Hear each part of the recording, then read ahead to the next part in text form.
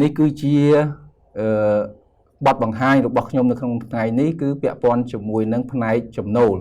ហើយនៅក្នុងផ្នែកចំណូលនេះគឺយើងមានមាតិកានៅក្នុងថ្ងៃនេះគឺយើងមាន5ចំណុចធំគឺទី1ពាក់ព័ន្ធជាមួយនឹងប្រាក់ចំណូលជាប់ពន្ធតើអ្វីទៅជាប្រាក់ចំណូលជាប់ពន្ធហើយប្រាក់ចំណូលជាប់ពន្ធនេះមានទំនាក់ទំនងយ៉ាងដូចម្តេចជាមួយនឹងពន្ធឬប្រាក់ចំណូលទី2ខ្ញុំនឹងលើកអំពីវិសាលភាពពន្ធឬប្រាក់ចំណូលទី3គឺប្រភេទប្រាក់ចំណូលទី4ប្រាក់ចំណូលមិនជាប់ពន្ធនិងទី5ការទទួលស្គាល់ចំណូលនេះជាមាតិកានៅក្នុងថ្ងៃនេះចំណុចទី1ពាក់ព័ន្ធជាមួយនឹងប្រាក់ចំណូលជាប់ពន្ធអ្វីទៅជាប្រាក់ចំណូលជាប់ពន្ធមែនតើប្រាក់ចំណូលជាប់ពន្ធគឺជាមូលដ្ឋានសម្រាប់យើងយកទៅគណនារោគពន្ធលើប្រាក់ចំណូលយោងតាមមាត្រា8នៃច្បាប់ស្តីវិសាលពើពន្ធចែងថាពន្ធប្រាក់ចំណូលជាប់ពន្ធគឺជាការកាត់កងរវាងចំណូលសរុបពីគ្រប់ប្រតិបត្តិការជាមួយនឹងចំណាយទាំងអស់ពីប្រតិបត្តិការនៃសកម្មភាពជីវកម្មអញ្ចឹងបើយើងមើលនៅក្នុងនេះយើងឃើញថាចំណូលជាប់ពន្ធនេះគឺដូចទៅនឹងចំណេញបើយើងនិយាយសាមញ្ញថាដូចទៅនឹងចំណេញអញ្ចឹងជាតិឱកាសនេះដែរខ្ញុំសូមជម្រាបជូនថាកន្លងទៅធ្លាប់មានការភ័ន្តច្រឡំពាក់ព័ន្ធជាមួយនឹងពន្ធលើប្រាក់ចំណូលដោយមានការលើកឡើងថាពន្ធលើប្រាក់ចំណូលគឺជាការយកពន្ធទៅលើចំណូលដល់ឬក៏ចំណូលសរុបខ្ញុំសូមបញ្ជាក់នៅកន្លែងនេះថាការពន្ធលើប្រាក់ចំណូលគឺយើងយកពន្ធទៅលើប្រាក់ចំណេញឬនៅក្នុងនេះពាក្យបច្ចេកទេសយើងហៅថាចំណូលជាប់ពន្ធនៅក្នុងករណីដែលសហគ្រាសពុំមានចំណេញទេគឺពុំត្រូវជាប់ពន្ធលើប្រាក់ចំណូលទេអញ្ចឹងសំណួរសួរថាហេតុអីបានជាយើងប្រើឈ្មោះថាពន្ធលើប្រាក់ចំណូលយើងប្រើឈ្មោះពាក្យថាពន្ធលើប្រាក់ចំណូលនេះដោយសារតែនៅលើសកលលោកគឺគេប្រើពាក្យថា income tax គឺសំដៅទៅលើពន្ធលើប្រាក់ចំណូលហើយដោយសារតែយើងត្រូវមានកិច្ចសហប្រតិបត្តិការជាមួយនឹងអាជ្ញាធរពន្ធដារប្រទេសដទៃក្នុងនោះរួមមានទាំងការកិច្ចព្រមព្រៀងផ្សេងដូច្នេះយើងត្រូវសម្របទៅតាមការប្រើពាក្យឲ្យដូចជាមួយនឹងការអនុវត្តនៅលើសកលលោកអញ្ចឹងអានេះគឺជាចំណុចទី1ដែលសំខាន់ពាក់ព័ន្ធជាមួយនឹងប្រាក់ចំណូលជាប់ពន្ធទី2ពាក់ព័ន្ធជាមួយនឹងវិសាលភាពពន្ធលើប្រាក់ចំណូលតើបុគ្គលណាខ្លះដែលមានកាតព្វកិច្ចត្រូវជាប់ពន្ធលើប្រាក់ចំណូលមាត្រាទី2នៃច្បាប់ស្តីពីសារពើពន្ធចែងថាពន្ធលើប្រាក់ចំណូលនេះគឺជាកាតព្វកិច្ចរបស់បុគ្គលនិវាសនជននិងបុគ្គលអនិវាសនជនហើយបុគ្គលនិវាសនជនគឺមានកាតព្វកិច្ចត្រូវជាប់ពន្ធលើប្រាក់ចំណូលចំពោះប្រាក់ចំណូលប្រភពកម្ពុជាផងនិងប្រាក់ចំណូលប្រភពបរទេសផងដោយឡែកចំពោះបុគ្គលអនិវាសនជនគឺត្រូវជាប់ពន្ធលើប្រាក់ចំណូលតែប្រាក់ចំណូលប្រភពកម្ពុជាតែប៉ុណ្ណោះនេះគឺជាកាតព្វកិច្ចរបស់បុគ្គលដែលត្រូវជាប់ពន្ធលើប្រាក់ចំណូលហើយតាមរយៈនិយមន័យនេះយើងអាចចាប់អារម្មណ៍ទៅលើពាក្យដែលសំខាន់ពីរតើនរណាជាបុគ្គលនិវាសនជនហើយនរណាជាបុគ្គលអនិវាសនជនអ្នកជាប់ពន្ធនិវាសនជនអាចជារូបវ័ន្តបុគ្គលអាចជានីតិបុគ្គលក្នុងករណីដែលរូបវ័ន្តបុគ្គលជាត្រូវបានចាត់ទុកថាជាអ្នកជាប់ពន្ធនិវាសនជនក្នុងករណីដែលអ្នកជាប់ពន្ធនោះមាននិវាសនដ្ឋាននៅក្នុងកម្ពុជាមានន័យថារូបវ័ន្តបុគ្គលនោះអាចមានកន្លែងស្នាក់នៅជាកម្មសិទ្ធិឬក៏ជាការជួលដែលរូបវ័ន្តបុគ្គលនោះតែងតែស្នាក់នៅក្នុងប្រជាណាចក្រកម្ពុជាឬក៏រូបវ័ន្តបុគ្គលនោះមានកន្លែងស្នាក់នៅជាគោលដើមនៅកម្ពុជាហើយពាក្យថាស្នាក់នៅជាគោលដើមនេះយើងចង់សំដៅទៅលើកត្តាមួយចំនួនដូចជាមជ្ឈមណ្ឌលសេដ្ឋកិច្ចសកម្មភាពសង្គមឬក៏គណនីធនាគាររបស់បុគ្គលរូបវ័ន្តបុគ្គលនោះឬក៏រូបវ័ន្តបុគ្គលនោះមានវត្តមាននៅក្នុងប្រជាណាចក្រកម្ពុជាលើសពី182ថ្ងៃឡើងទៅនៅក្នុងរយៈពេល12ខែណាមួយ ចឹងឧទាហរណ៍ថាជនបរទេសដែលចូលមកក្នុងប្រជាជាតិអាចារ្យកម្ពុជា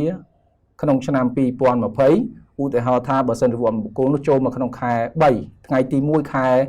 មីនាឆ្នាំ 2020 អញ្ចឹងក្នុងរយៈពេល 12 ខែរហូតដល់ចុងខែកុម្ភៈនៃឆ្នាំ 2021 ក្នុងករណីបើសិនជារង្វាន់បុគ្គលនោះមានវត្តមាននៅក្នុងប្រជាជាតិអាចារ្យកម្ពុជាលើសពី 182 ថ្ងៃឡើងទៅត្រូវបានចាត់រង្វាន់បុគ្គលនោះត្រូវបានចាត់ទុកថាជាអ្នកជាប់ពន្ធនិវាសនជននៅក្នុងប្រជាជាតិអាចារ្យកម្ពុជាដោយឡែកចំពោះនីតិបុគ្គលត្រូវបានចាត់ទុកថាជាអ្នកជាប់ពន្ធនិវាសនជនក្នុងករណីដែលនីតិបុគ្គលនោះទី1ត្រូវបានបង្កើតនៅក្នុងប្រជាជាតិអាចារ្យកម្ពុជាអញ្ចឹងនីតិបុគ្គលនោះបានចុះបញ្ជីត្រឹមត្រូវនៅក្នុងប្រជាជាតិអាចារ្យកម្ពុជាតាមច្បាប់ឬក៏ត្រូវបានគ្រប់គ្រងនៅក្នុងប្រជាជាតិអាចារ្យកម្ពុជាមានន័យថារាល់ការសម្រេចចិត្តក្នុងការប្រកបអាជីវកម្មផ្សេងៗគឺត្រូវបានធ្វើឡើងនៅក្នុងប្រជាជាតិអាចារ្យកម្ពុជាឬក៏មានកន្លែងប្រកបអាជីវកម្មជាគោលដៅនៅក្នុងប្រជាជាតិអាចារ្យកម្ពុជាទោះបីជាសហគ្រាសនោះមិនបានចុះបញ្ជីត្រឹមត្រូវតាមច្បាប់នៃប្រជាជាតិអាចារ្យកម្ពុជាក៏ដោយចំពោះបុគ្គលអនិវាសនជន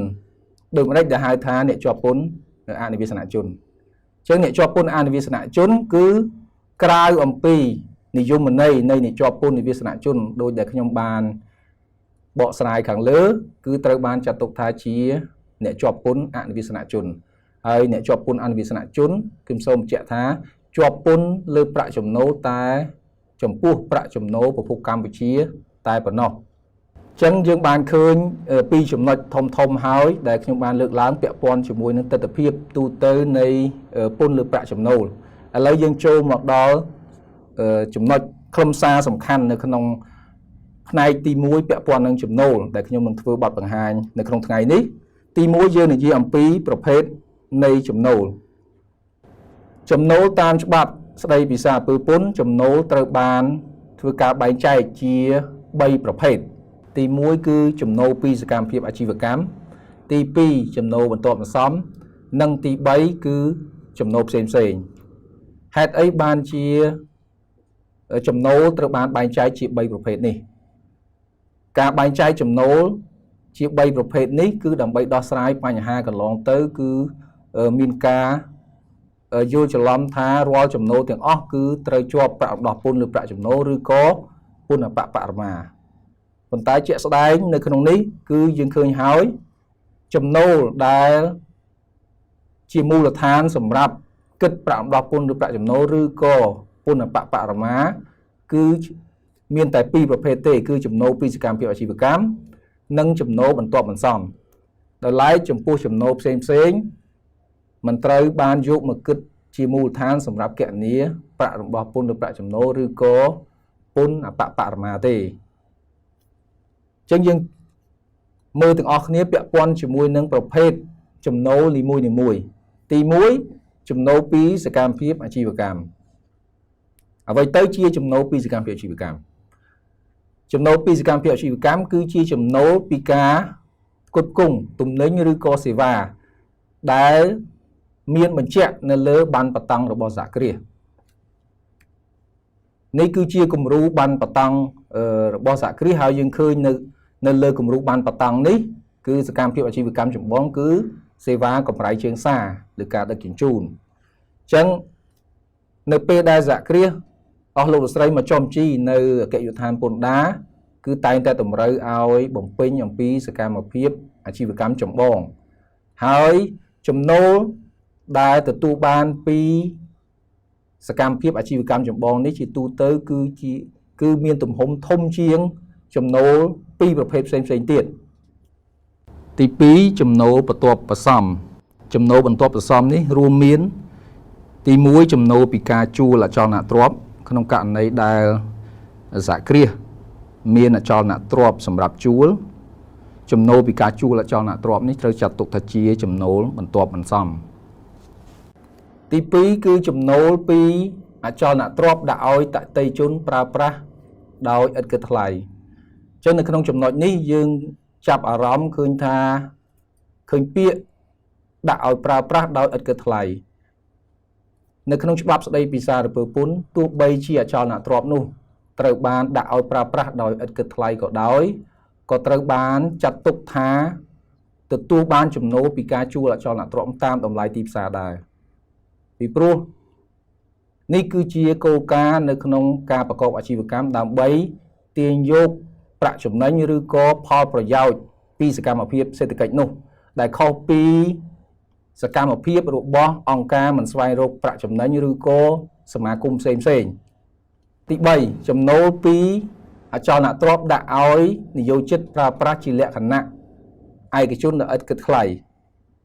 ក្នុងករណីនេះគឺដូចទៅនឹងករណីទី2ដែរទោះបីជាដាក់ឲ្យនិយោជិតប្រើប្រាស់ដោយឥតគិតថ្លៃក៏ដោយក៏ត្រូវបានចាត់ទុកថាទទួលចំណូលពីការជួលអចលនទ្រព្យនេះតាមតម្លៃទីផ្សារដែរប៉ុន្តែពាក់ព័ន្ធជាមួយនឹងចំណុចនេះខ្ញុំសូមជម្រាបជូនថាក្នុងករណីប្រសិនបើការដាក់ឲ្យនិយោជិតប្រើប្រាស់នោះជាលក្ខណៈរួមទាំងអស់គ្នាដើម្បីដំណើរការឲ្យអាជីវកម្មរបស់សហគ្រាសអចលនទ្រព្យដែលដាក់ឲ្យនិយោជិតប្រើប្រាស់នោះមិនត្រូវបានចាត់ទុកថាទទួលចំណូលទៅតាមតម្លៃទីផ្សារទេឧទាហរណ៍ក្នុងករណីដែលរោងចក្រមានអគារសម្រាប់ឲ្យនិយោជិតបុគ្គលិកកម្មករស្នាក់នៅឬក៏ទទួលទានអាហាររួមដើម្បីបំពេញការងារក្នុងករណីនេះអគារនោះមិនត្រូវបានចាត់ទុកថាជាចំណូលពីការជួលនោះទេទី4សួយសារនេះគឺជាចំណូលជាទូទៅបានពីការផ្ទេរនៅសិទ្ធិក្នុងការប្រើប្រាស់ទ្រព្យសកម្មអរូបីជាទូទៅពាក់ព័ន្ធជាមួយនឹងចំណូលពីការលក់សិទ្ធិថតចម្លងចំណេះដឹងចំណេះធ្វើផ្សេងទី5ចំណូលពីការលក់កាកសំណល់សម្បកវេចខ្ចប់ការជួលសម្ភារៈអាជីវកម្មចំណូលពីការលក់កាកសំណល់នេះជាទូទៅគឺជាចំណូលក្រោយពីការលក់ផលិតផលចម្បងរបស់សហគ្រាស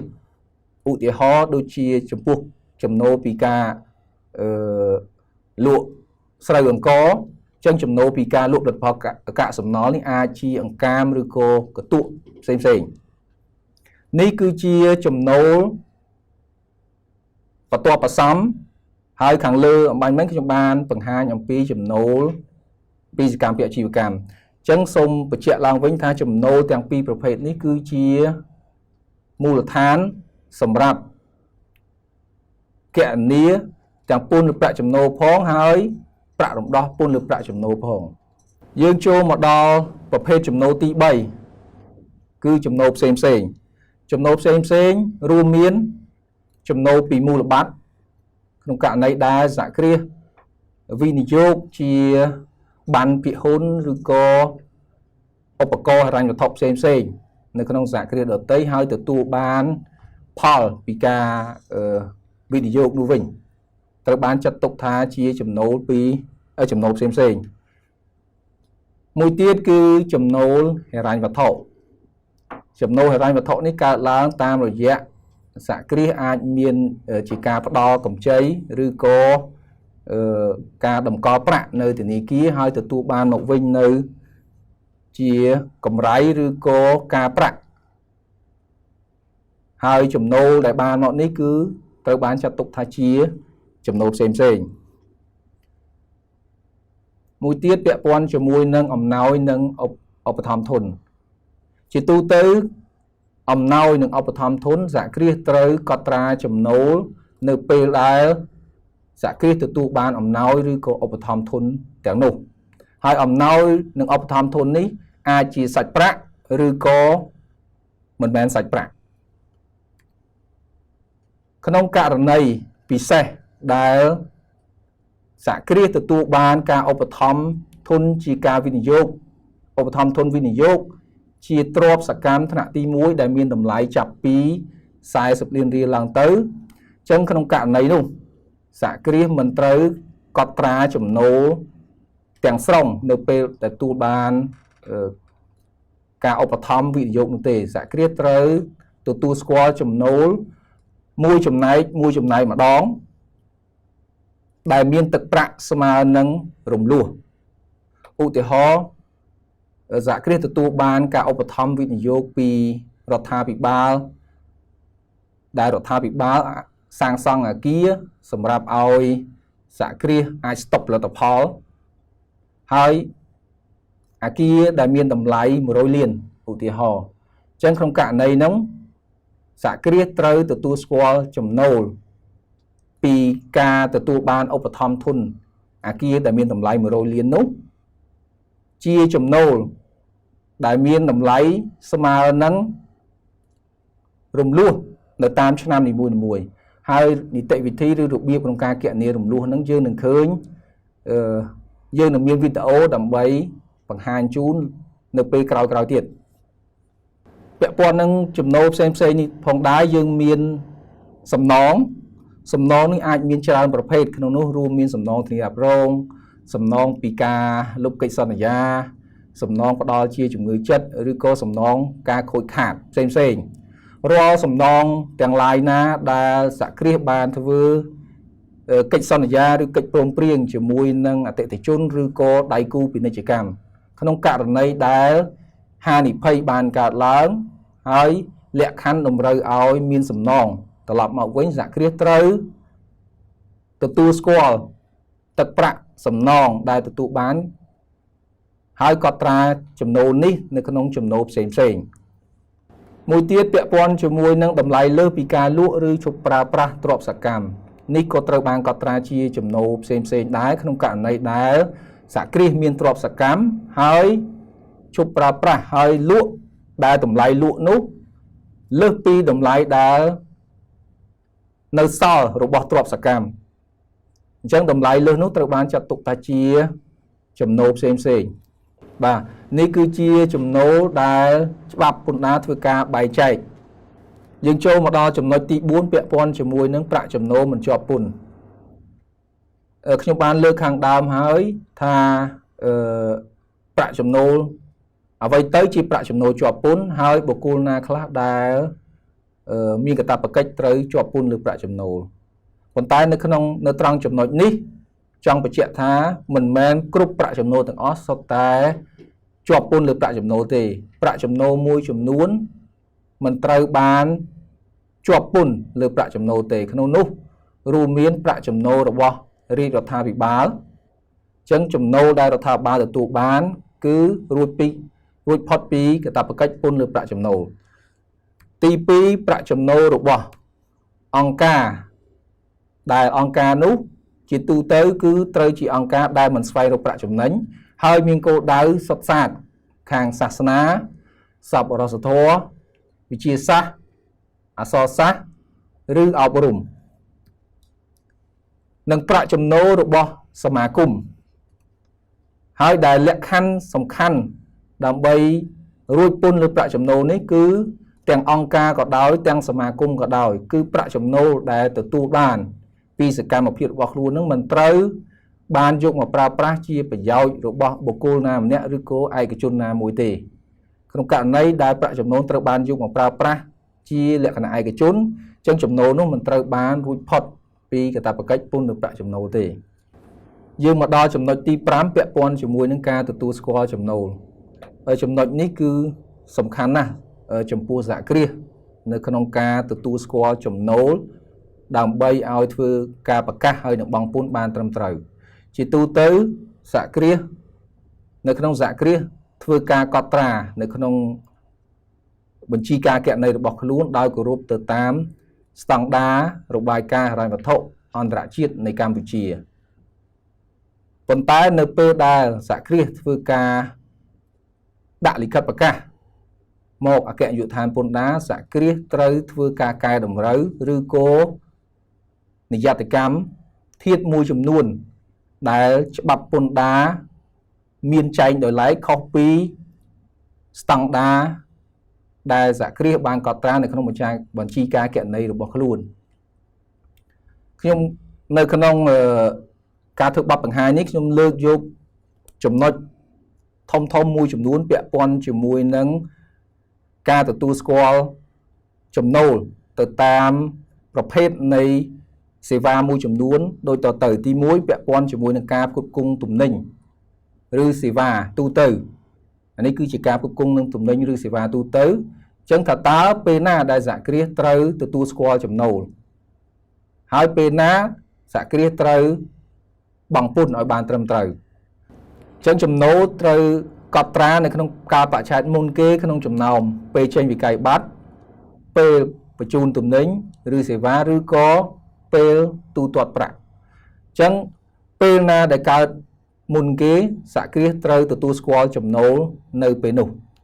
ទី2ក្នុងករណីចំពោះទំនិញឬសេវាត្រូវបានយកទៅប្រើប្រាស់ផ្ទាល់ខ្លួនអញ្ចឹងសហគ្រាសត្រូវទទួលស្គាល់ចំណូលនៅពេលដែលក្នុងករណីបើសិនជាទំនិញគឺនៅពេលដែលទំនិញនោះត្រូវបានយកទៅប្រើប្រាស់ដំបូងហើយបើសិនជាសេវាគឺនៅពេលដែលសេវាត្រូវបានបំពេញរួចរាល់នេះគឺជាចំណុចដែលមានលក្ខណៈខុសពីគណនេយ្យដោយសារយើងឃើញពាក្យថាដកយកទៅប្រើប្រាស់ផ្ទាល់ខ្លួនអញ្ចឹងជាទូទៅគឺខ្ញុំបានបញ្ជាក់នៅ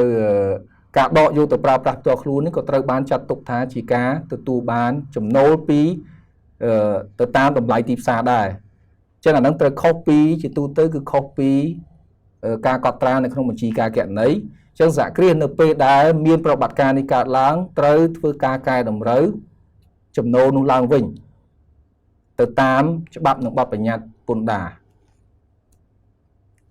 ទី3ក្នុងករណីដែលទំនិញឬសេវាត្រូវបានផ្គត់ផ្គង់ក្នុងលក្ខណៈជាអំណោយដូចគ្នាដែរពេលទទួលស្គាល់ចំណូលគឺជាពេលដែលទំនិញត្រូវបានប្រគល់បើសិនជាទំនិញហើយបើសិនជាសេវាគឺនៅពេលដែលសេវានោះត្រូវបានបំពេញរួចរាល់ចំពោះការផ្គត់ផ្គង់ទំនិញឬសេវាក្រោមកិច្ចសន្យាឬច្បាប់ដែលមានចែងអំពីការទូទាត់ច្រើនលើកអញ្ចឹងតើពេលណាដែលសហគ្រាសត្រូវទទួលស្គាល់ហើយកត់ត្រាចំណូលសហគ្រាសចំពោះកិច្ចសន្យាដែលមានចែងអំពីការទូទាត់ច្រើនលើកនេះសហគ្រាសត្រូវទទួលស្គាល់ចំណូលនៅកាលបរិច្ឆេទមុនគេក្នុងចំណោមកាលបរិច្ឆេទដែលការទូទាត់ត្រូវដល់កំណត់តាមកិច្ចសន្យាឬក៏ការបរិច្ឆេទដែលការបរិច្ឆេទដែលទទួលបានការទូទាត់ឧទាហរណ៍ចំពោះក្នុងករណីដែលសហគ្រាសទទួលបានសិទ្ធិក្នុងការដេញថ្លៃជាមួយរដ្ឋឧទាហរណ៍អញ្ចឹងជាទូទៅការដេញថ្លៃកិច្ចសន្យាមានពេលវេលាវែងជាង1ឆ្នាំអញ្ចឹងសហគ្រាសត្រូវទទួលស្គាល់ចំណូលក្នុងការីបរិច្ឆេទមុនគេរវាងការបរិច្ឆេទដែលការទូទាត់ត្រូវដល់កំណត់ទៅតាមកិច្ចសន្យាដែលមានចែងរវាងសហគ្រាសនិងរដ្ឋាភិបាលឬក៏ការបរិច្ឆេទដែលទទួលបានការទូទាត់ជាក់ស្ដែងមួយណាកើតមុនយើងត្រូវទទួលស្គាល់នៅពេលនោះចំពោះសេវាហិរញ្ញវត្ថុសហគ្រាសត្រូវកត់ត្រាចំណូលនៅការបរិច្ឆេទមុនគេក្នុងចំណោមទី1ការបរិច្ឆេទដែលកម្រៃជើងសារឬក៏ការប្រាក់ត្រូវដល់កំណត់តាមកិច្ចសន្យាឬក៏ការបរិច្ឆេទដែលការប្រាក់ឬកម្រៃជើងសារនោះត្រូវបានទទួលជាក់ស្ដែងអញ្ចឹងមួយណាកើតមុនត្រូវទទួលស្គាល់នៅពេលនោះចុងក្រោយពាក់ព័ន្ធជាមួយនឹងសហគ្រាសសំណង់ឬក៏សហគ្រាសដែលផ្គត់ផ្គង់សេវាសាងសង់កន្លងទៅពីមុនយើងអត់ធ្លាប់មានប័ណ្ណបញ្ញត្តិនេះទេអានេះគឺជាចំណុចដែលថ្មីចំពោះសហគ្រាសសំណង់ហើយនិងសេវាសាងសង់ចឹងការទទួលស្គាល់ចំណូលនៃចំពោះសហគ្រាសប្រភេទនេះគឺត្រូវទទួលស្គាល់ចំណូលចំពោះចំណែកដែលបានផ្គត់ផ្គង់រួចរាល់នីមួយនៅការបរិច្ឆេទមុនគេក្នុងចំណោមការបរិច្ឆេទដែលការទូទាត់ត្រូវដល់កំណត់តាមកិច្ចសន្យា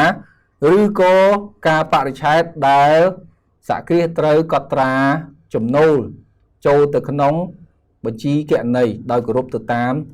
ស្តង់ដារគណនេយ្យស្តង់ដាររបាយការណ៍ហិរញ្ញវត្ថុអន្តរជាតិនៃកម្ពុជា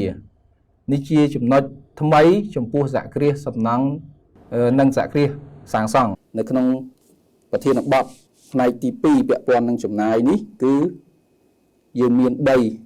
ចំណុចសំខាន់ទី1គោលការណ៍សម្រាប់ចំណាយអាចកាត់កងបានទី2គោលការណ៍សម្រាប់ចំណាយមិនអាចកាត់កងបាននិងទី3វិធានដោយឡែកចំពោះចំណាយមួយចំនួនទី1សម្រាប់គោលការណ៍ចំណាយអាចកាត់កងបានតាមច្បាប់ស្តីពីសារពើពន្ធជាទូទៅចំណាយត្រូវបានបែងចែកជា2គឺចំណាយដែលអាចកាត់កងបាននិងចំណាយដែលមិនអាចកាត់កងបានចំពោះចំណាយដែលអាចកាត់កងបានមានន័យថាច្បាប់អនុញ្ញាតឲ្យសហគ្រាសយកចំណាយនោះទៅកាត់កងជាមួយនឹងចំណូលដែលសម្រេចបានដោយឡែកចំពោះចំណាយដែលមិនអាចកាត់កងបានគឺច្បាប់មិនអនុញ្ញាតឲ្យសហគ្រាសយកចំណាយនោះទៅកាត់កងចេញពីចំណូលដែលសម្រេចបាននោះទេគោលការណ៍សម្រាប់ចំណាយដែលអាចកាត់កងបានសំខាន់បំផុតគឺចំណាយនោះត្រូវតែជាចំណាយដើម្បីប្រកបអាជីវកម្មចំណាយដើម្បីប្រកបអាជីវកម្មមានន័យថាគឺជាចំណាយទាំងឡាយណាដែលធ្វើឡើងដើម្បីប្រយោជន៍សហគ្រាសហើយដែលត្រូវបានទូទាត់ឬត្រូវសងនៅក្នុងឆ្នាំដូចនេះចំណាយទាំងឡាយណាដែលធ្វើឡើងមិនមែនដើម្បីប្រយោជន៍នៃសហគ្រាសគឺជាចំណាយដែលមិនអនុញ្ញាតឲ្យកាត់កងទេហើយក្នុងនោះចំណាយដែលមិនមែនជាចំណាយដើម្បីប្រកបអាជីវកម្មក៏រួមផងដែរទី1គឺចំណាយដើម្បីបម្រើតម្រូវការផ្ទាល់របស់ម្ចាស់សហគ្រាសក្នុងករណីនេះអាចជាករណីដែលសហគ្រាសធ្វើការផ្ដល់ជាលំនៅឋានឬក៏យានជំនិះឬក៏អត្ថប្រយោជន៍ផ្សេងៗផ្ទាល់ទៅដល់ម្ចាស់សហគ្រាសទី2គឺចំណាយដែលលេចធ្លោឬស្ដុកស្ដំហួសហេតុឬដែលមានប្រយោជន៍តិចតួចពេកដល់អាជីវកម្មចំពោះចំណាយលេចធ្លោឬស្ដុកស្ដំហួសហេតុនេះជាទូទៅមានន័យថាគឺជាចំណាយដែលលើសពីតម្រូវការជាក់ស្ដែងឬក៏ជាចំណាយដែលមានលក្ខណៈខ្ជះខ្ជាយដែលហួសពីតម្រូវការជាក់ស្ដែងក្នុងការបំពេញការងាររបស់សហគ្រាសនៅក្នុងការកំណត់ពីភាពលេចធ្លោឬក៏ស្ដុកស្ដំហួសហេតុរបស់តេតិននឹងចំណាយនោះជាទូទៅគឺរដ្ឋបាលសារពើពន្ធតែងតែពិនិត្យប្រៀបធៀបជាមួយនឹងសកម្មភាពអាជីវកម្មរបស់សហគ្រាសក៏ដូចជាទំហំអាជីវកម្មហើយរួមទាំងកម្រិតចំណេញផងដែរបន្ថែមពីគោលការណ៍សម្រាប់ចំណាយអាចកាត់កងបានចំពោះចំណាយអាជីវកម្មនោះចំណាយដែលអាចកាត់កងបានត្រូវបំពេញលក្ខខណ្ឌ3ដែលសំខាន់បន្ថែមទៀតទី1គឺធានាបានថាហេតុការណ៍ដែលបណ្ដាលឲ្យចំណាយនោះបានកើតឡើងមានន័យថាសហគ្រាសត្រូវមានភស្តុតាងបញ្ជាក់អំពីការកើតឡើងនៃចំណាយនោះជាក់ស្ដែងដូចជាការទទួលបានចំណាយការផ្គត់ផ្គង់ជាក់ស្ដែងមានភស្តុតាងបញ្ជាក់អំពីការទូទាត់ទី2គឺលទ្ធផលនៃសកម្មភាពសេដ្ឋកិច្ចដែលទាក់ទិននឹងចំណាយនោះបានកើតឡើងហើយជាទូទៅលទ្ធផលនៃសកម្មភាពសេដ្ឋកិច្ចកើតឡើងនៅពេលដែលមានការប្រើប្រាស់ទំនិញឬសេវានោះដើម្បីបម្រើប្រយោជន៍ដល់អាជីវកម្មនិងទី3ចំណាយត្រូវបានកត់ត្រាក្នុងបញ្ជីការគណនេយ្យត្រឹមត្រូវដែលអាចត្រួតពិនិត្យបានទាំងនេះគឺជាគោលការណ៍និងលក្ខខណ្ឌសម្រាប់ចំណាយអាចកាត់កងបានទី2ចំពោះគោលការណ៍សម្រាប់ចំណាយដែលមិនអាចកាត់កងបានក្រៅអំពីចំណាយដែលបំពេញលក្ខខណ្ឌនៃចំណាយដែលអាចកាត់កងបានត្រូវបានចាត់ទុកថាជាចំណាយដែលមិនអាចកាត់កងបាននៅក្នុងនោះចំណាយដែលមិនអាចកាត់កងបានរួមមានចំណាយដែលមិនពាក់ព័ន្ធនឹងសកម្មភាពអាជីវកម្មដូចខ្ញុំបានលើកខាងដើមគឺចំណាយដែលពាក់ព័ន្ធនឹងសកម្មភាពអាជីវកម្មទើបជាចំណាយអាចកាត់កងបានហើយទី2ចំណាយនៃការីបរិច្ឆេទមុនឬបន្ទាប់ដែលមិនមែនជាចំណាយនៅក្នុងការីចរន្តនិងទី3គឺចំណាយដែលគ្មានវិក័យប័ត្រចំណាយទាំងអស់នេះគឺជាតាមគោលការណ៍គឺជាចំណាយដែលមិនអនុញ្ញាតឲ្យកាត់កងទេហើយ សហគ្រាសត្រូវធ្វើការកែតម្រូវចំណាយទាំងនេះចូលទៅក្នុងលទ្ធផលរបស់សហគ្រាសឡើងវិញទន្ទឹមនោះចំពោះចំណាយដែលមិនអាចកាត់កងបានក៏មានចំណាយដែលជាក់លាក់មួយចំនួនដូចជាចំណាយលើការកំសាន្តការសម្រាកលំហែនិងការទទួលភ្ញៀវអំណោយនិងឧបត្ថម្ភធនផ្សេងៗពន្ធនិងអាករមួយចំនួនដែលជាទូទៅពន្ធអាករដែលមិនអាចកាត់កងបាននេះគឺជាប្រភេទពន្ធអាករដែលមិនមែនជាបន្ទុករបស់សហគ្រាសដូចជាពន្ធកាត់ទុកហើយក្នុងនោះក៏មានប្រភេទពន្ធមួយចំនួនដែរដូចជាប្រាក់រំដោះពន្ធលើប្រាក់ចំណូលពន្ធលើប្រាក់ចំណូលហើយនិងពន្ធអបបរមានិងទោសទណ្ឌនិងពិន័យដែលសហគ្រាសទទួលរងដោយសារការអនុវត្តមិនត្រឹមត្រូវទៅតាមច្បាប់និងបទបញ្ញត្តិទាំងនេះគឺជាគោលការណ៍សម្រាប់ចំណាយដែលមិនអាចកាត់កងបានទី3វិធានដោយឡែកចំពោះចំណាយមួយចំនួននៅក្នុងផ្នែកទី3នេះគឺមានលក្ខណៈខុសប្លែកពីចំណុចទី1និងចំណុចទី2ដែលយើងនិយាយអំពីគោលការណ៍សម្រាប់ចំណាយអាចកាត់កងបាននិងចំណាយដែលមិនអាចកាត់កងបានដោយសារចំណាយមួយចំនួនត្រូវការវិធានដោយឡែកនៅក្នុងការកំណត់ចំណាយដែលអាចកាត់កងបាននិងចំណាយមិនអាចកាត់កងបានទី1ចំពោះចំណាយបៀវត្សជាទូទៅចំណាយបៀវត្សគឺជាចំណាយដែលអាចកាត់កងបានហើយសហគ្រាសតែងធ្វើការកត់ត្រាចំណាយបៀវត្សនេះចូលទៅក្នុងរបាយការណ៍ហិរញ្ញវត្ថុរបស់ខ្លួនប្រចាំឆ្នាំដើម្បីកាត់កងជាមួយនឹង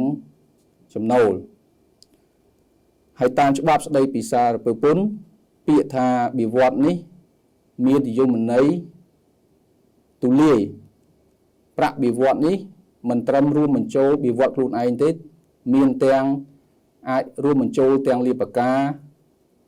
ប្រាក់បំណាច់និងអត្ថប្រយោជន៍ផ្សេងៗដែលសហគ្រាសផ្ដល់ទៅឲ្យនិយោជិតក្នុងការបំពេញការងាររបស់ខ្លួនដូច្នេះជាទូទៅចំណាយបៀវត្សមួយចំនួនមិនត្រូវបានធ្វើការទូទាត់នៅក្នុងដំណាច់ឆ្នាំនៅឡើយទេដូច្នេះដើម្បីការពារផលប្រយោជន៍របស់និយោជិតក៏ដូចជាជំរុញឲ្យសហគ្រាសធ្វើការទូទាត់ប្រាក់បៀវត្សដល់និយោជិតឲ្យបានឆាប់រហ័សរដ្ឋាភិបាលបានកំណត់ឲ្យសហគ្រាសត្រូវធ្វើការទូទាត់ប្រាក់បៀវត្សដល់និយោជិតក្នុងកំឡុងពេល180ថ្ងៃនៃឆ្នាំបន្ទាប់ក្នុងករណីបើសិនជានិយោជិតមិនបានធ្វើការទូទាត់ប្រាក់បៀវត្សនៅក្នុងរយៈពេល180ថ្ងៃនៃឆ្នាំបន្ទាប់ទេចំណាយបៀវត្សដែលបានកត់ត្រានៅក្នុងការីចរន្តនោះគឺពុំត្រូវបានអនុញ្ញាតឲ្យកាត់ចេញទេហើយសហគ្រាសត្រូវធ្វើនិយត្តកម្មកែតម្រូវចំណាយនោះដោយបញ្ចូលចំណាយនោះចូលមកវិញប៉ុន្តែក្នុងករណីប្រសិនបើសហគ្រាសធ្វើការទូទាត់ប្រាក់បៀវត្សនៅក្នុងឆ្នាំបន្ទាប់ក្រោយពីរយៈពេល180ថ្ងៃសហគ្រាសមិនត្រូវបានអនុញ្ញាតឲ្យធ្វើការកាត់កងចំណាយបៀវត្សនោះនៅក្នុងការីបរិច្ឆេទចរន្តទេឆ្នាំចរន្តទេប៉ុន្តែត្រូវបានអនុញ្ញាតឲ្យធ្វើការកាត់កងចំណាយបៀវត្សនោះនៅក្នុងឆ្នាំបន្ទាប់បានឧទាហរណ៍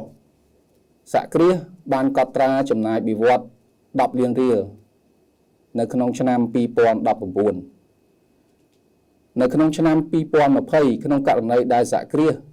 មិនបានធ្វើការទូទាត់ក្នុងរយៈពេល180ថ្ងៃនៅក្នុងឆ្នាំ2020ទេ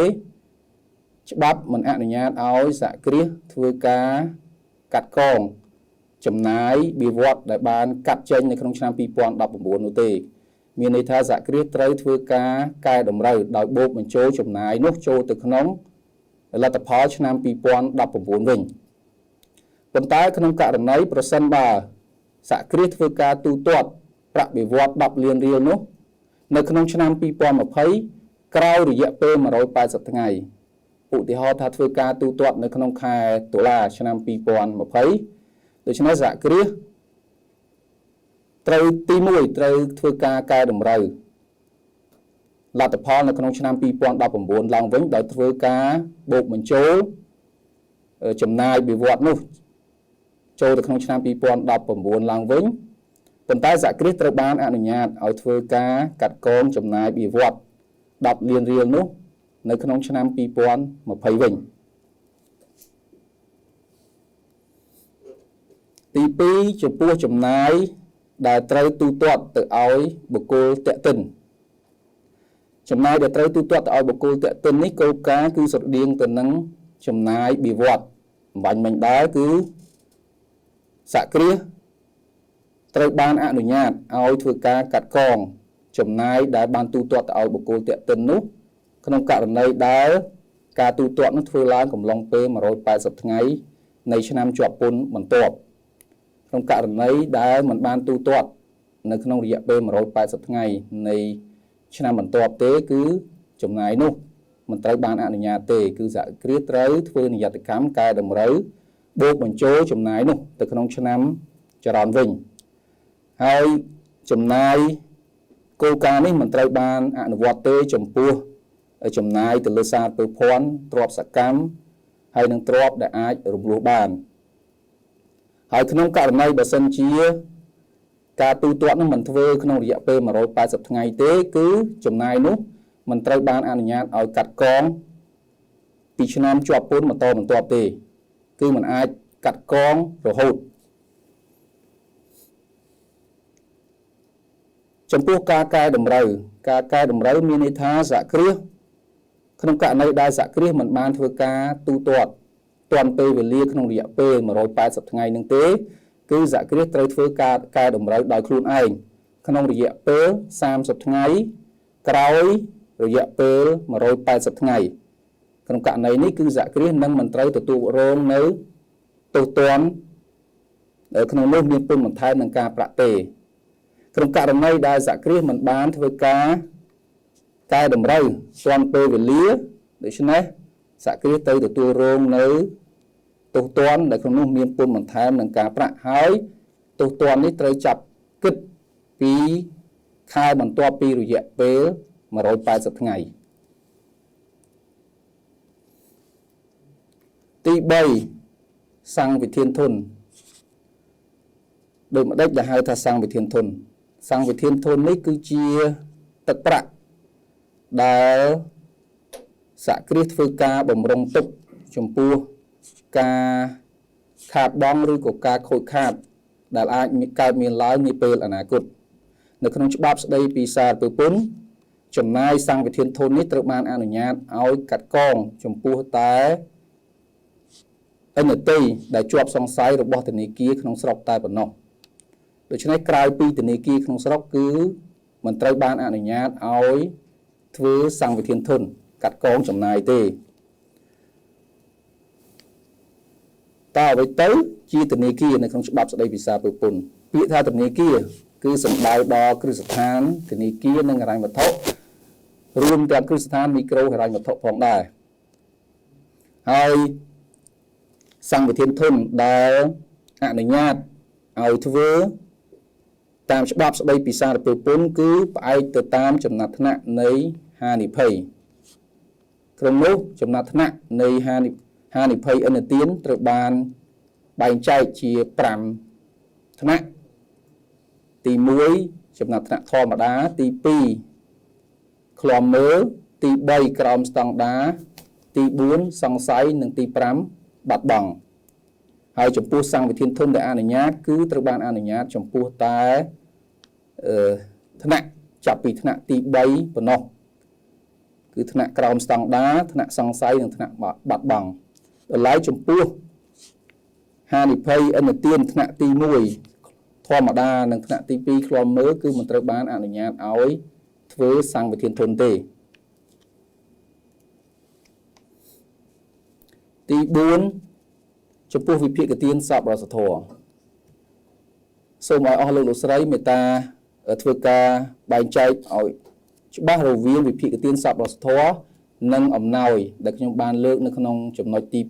2អំណោយគឺជាចំណាយដែលមិនអាចកាត់កងបានទេដោយឡែកចំពោះវិភាគទានសប្បុរសធម៌គឺជា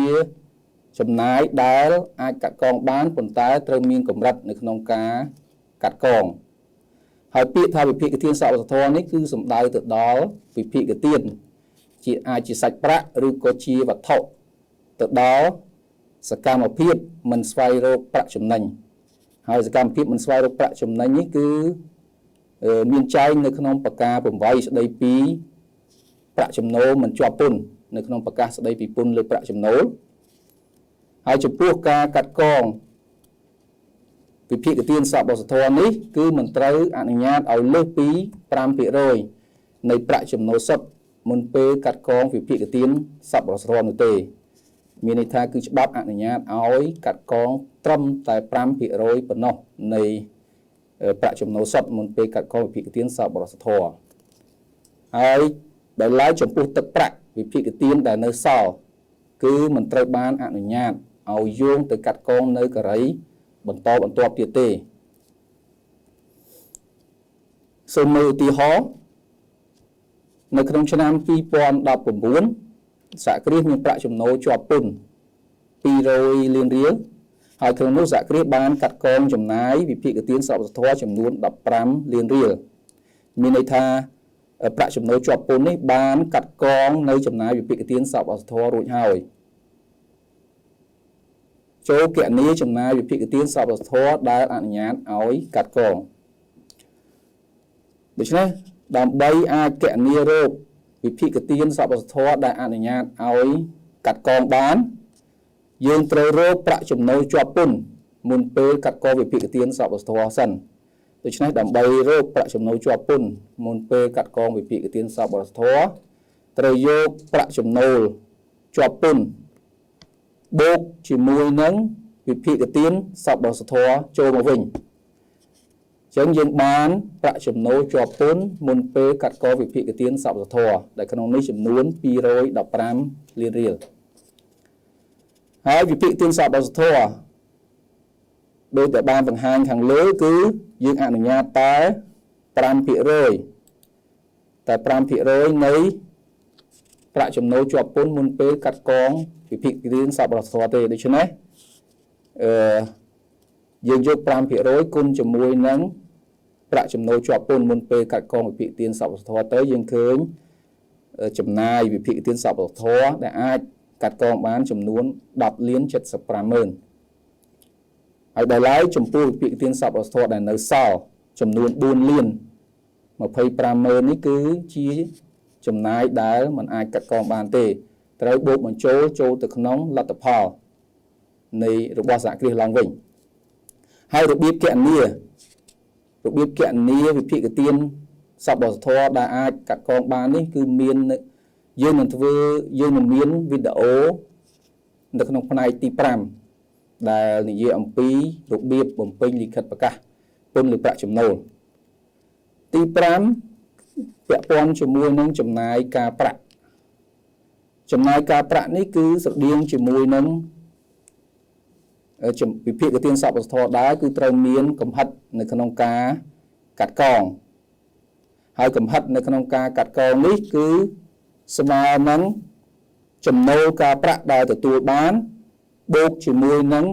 50% នៃប្រាក់ចំណូលសុទ្ធមុនពេលកាត់កងការប្រាក់ដូច្នេះមានន័យថាសហគ្រាសមិនអាចយកចំណាយការប្រាក់កាត់កងលើសពីផលបូករវាងចំណូលការប្រាក់និង 50% នៃប្រាក់ចំណូលសុទ្ធមុនពេលកាត់កងការប្រាក់នោះទេហើយដោយឡែកចំពោះចំណាយការប្រាក់ដែលនៅសល់ក្រោយពីការកាត់កងនេះគឺត្រូវបានអនុញ្ញាតឲ្យយោងទៅកាត់កងនៅកូរ៉េបន្តបន្ទាប់បានរយៈពេល5ឆ្នាំហើយត្រូវគិតទៅតាមលំដាប់លំដោយនៃការប្រាក់ដែលបានកើតឡើងសូមមើលឧទាហរណ៍ហើយឧទាហរណ៍នេះត្រូវតពីឧទាហរណ៍នៅក្នុងចំណុចទី4ខាងលើពាក់ព័ន្ធជាមួយនឹងវិភាគទានសប្បុរសធម៌គឺប្រាក់ចំណូលជាប់ពន្ធ200លានរៀលដោយមាននៅក្នុងឧទាហរណ៍ខាងលើហើយនៅក្នុងនោះក៏រួមបញ្ចូលនៅការប្រាក់ចំណូលការប្រាក់40លានរៀលហើយនឹងចំណាយការប្រាក់ចំនួន250លានរៀលផងដែរដូច្នេះចូលគណនាចំណាយការប្រាក់ដែលអនុញ្ញាតឲ្យកាត់កងខ្ញុំសូមបញ្ជាក់ឡើងវិញថារបៀបគណនានេះគឺ មាននៅក្នុងលិខិតប្រកាសពន្ធលើប្រាក់ចំណូលហើយយើងនឹងមានវីដេអូផ្នែកទី5គឺវីដេអូចុងក្រោយដែលនិយាយអំពីការបំពេញលិខិតប្រកាសពន្ធលើប្រាក់ចំណូលយើងក៏លេខមកមើលឧទាហរណ៍យើងឡើងវិញគឺក្នុងសមត្ថកម្មគឺប្រាក់ចំណូលជាប់ពន្ធគឺ200លានរៀល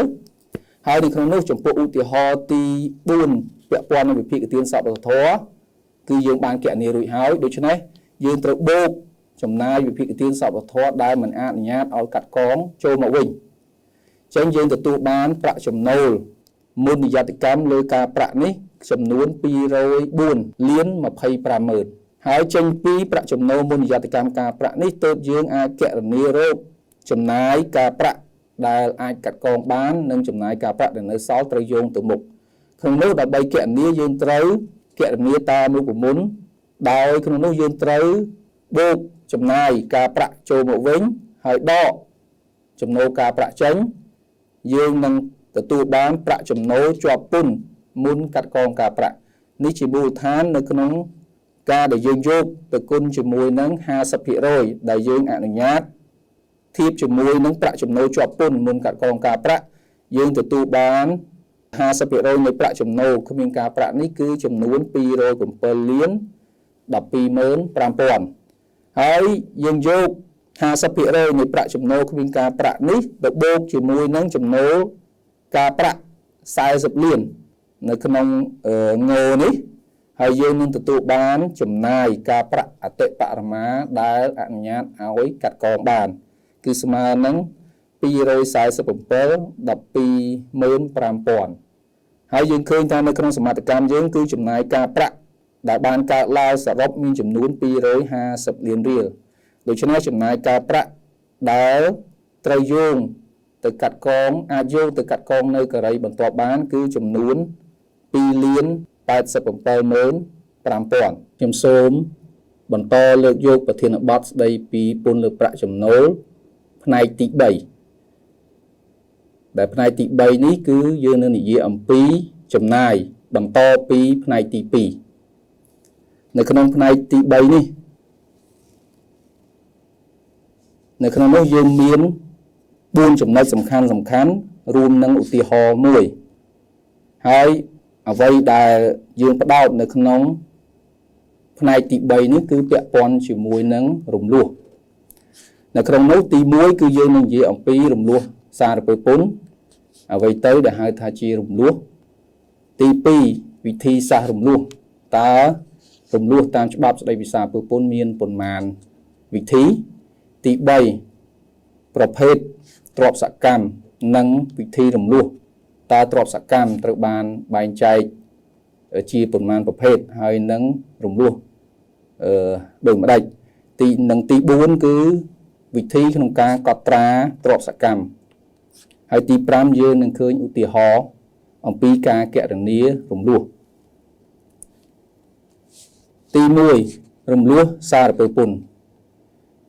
អ្វីទៅដែលហៅថារំលោះគឺជាការកត់ត្រាអំពីការសឹករិចជាស្ថាពរនៃទ្រព្យសកម្មដែលបណ្ដាលមកពីការប្រើប្រាស់ពីពេលវេលាឬក៏ផ្លាស់ប្ដូរបច្ចេកវិទ្យាឬពីមូលហេតុផ្សេងដើម្បីឲ្យរំលោះអាចកាត់កងបានតាមច្បាប់ស្តីពីសារពើពន្ធលុះត្រាតែរំលោះនោះបានបំពេញលក្ខខណ្ឌចំនួន5ដូចខាងក្រោមទី1គឺរំលោះត្រូវធ្វើតែចំពោះទ្រព្យសកម្មរយៈពេលវែងប៉ុណ្ណោះជាមានតែទ្រព្យសកម្មរយៈពេលវែងទេដែលអាចធ្វើរំលោះបានទី2គឺទ្រព្យសកម្មដែលត្រូវធ្វើរំលោះនោះគឺជាទ្រព្យសកម្មដែលទទួលរងនៅការសឹករិចដូច្នេះទ្រព្យសកម្មណាដែលមិនទទួលរងនៅការសឹករិចមិនត្រូវបានអនុញ្ញាតឲ្យធ្វើរំលោះទេឧទាហរណ៍ដូចជាដីធ្លីទី3រំលោះអាចត្រូវបានធ្វើឡើងតែក្នុងដែនកំណត់នៃថ្លៃដើមគឺត្រូវយកថ្លៃដើមជាមូលដ្ឋាននៅក្នុងការធ្វើរំលោះនិងទី4ការគណនារំលោះត្រូវអនុវត្តទៅតាមប្រកាសស្តីពីពន្ធលើប្រាក់ចំណូលនិងទី5គឺរំលោះត្រូវបានធ្វើឡើងយ៉ាងពិតប្រាកដដោយសហគ្រាស មានន័យថាសហគ្រាសមិនអាចយករំលោះរបស់សហគ្រាសដទៃហើយមកដាក់រំលោះជារំលោះរបស់ទ្រព្យសកម្មរបស់សហគ្រាសបានទេទី2វិធីសាស្ត្ររំលោះតាមច្បាប់ស្តីពីសារពើពន្ធវិធីសាស្ត្ររំលោះត្រូវបានបែងចែកជា2វិធីទី1គឺរំលោះស្មារតីនិងទី2គឺរំលោះថយចុះជាលំដាប់រំលោះស្មារតីនេះបើនិយាយឲ្យសាមញ្ញមានន័យថាគឺជារំលោះដែលមានទឹកប្រាក់ស្មើជាប្រចាំឆ្នាំ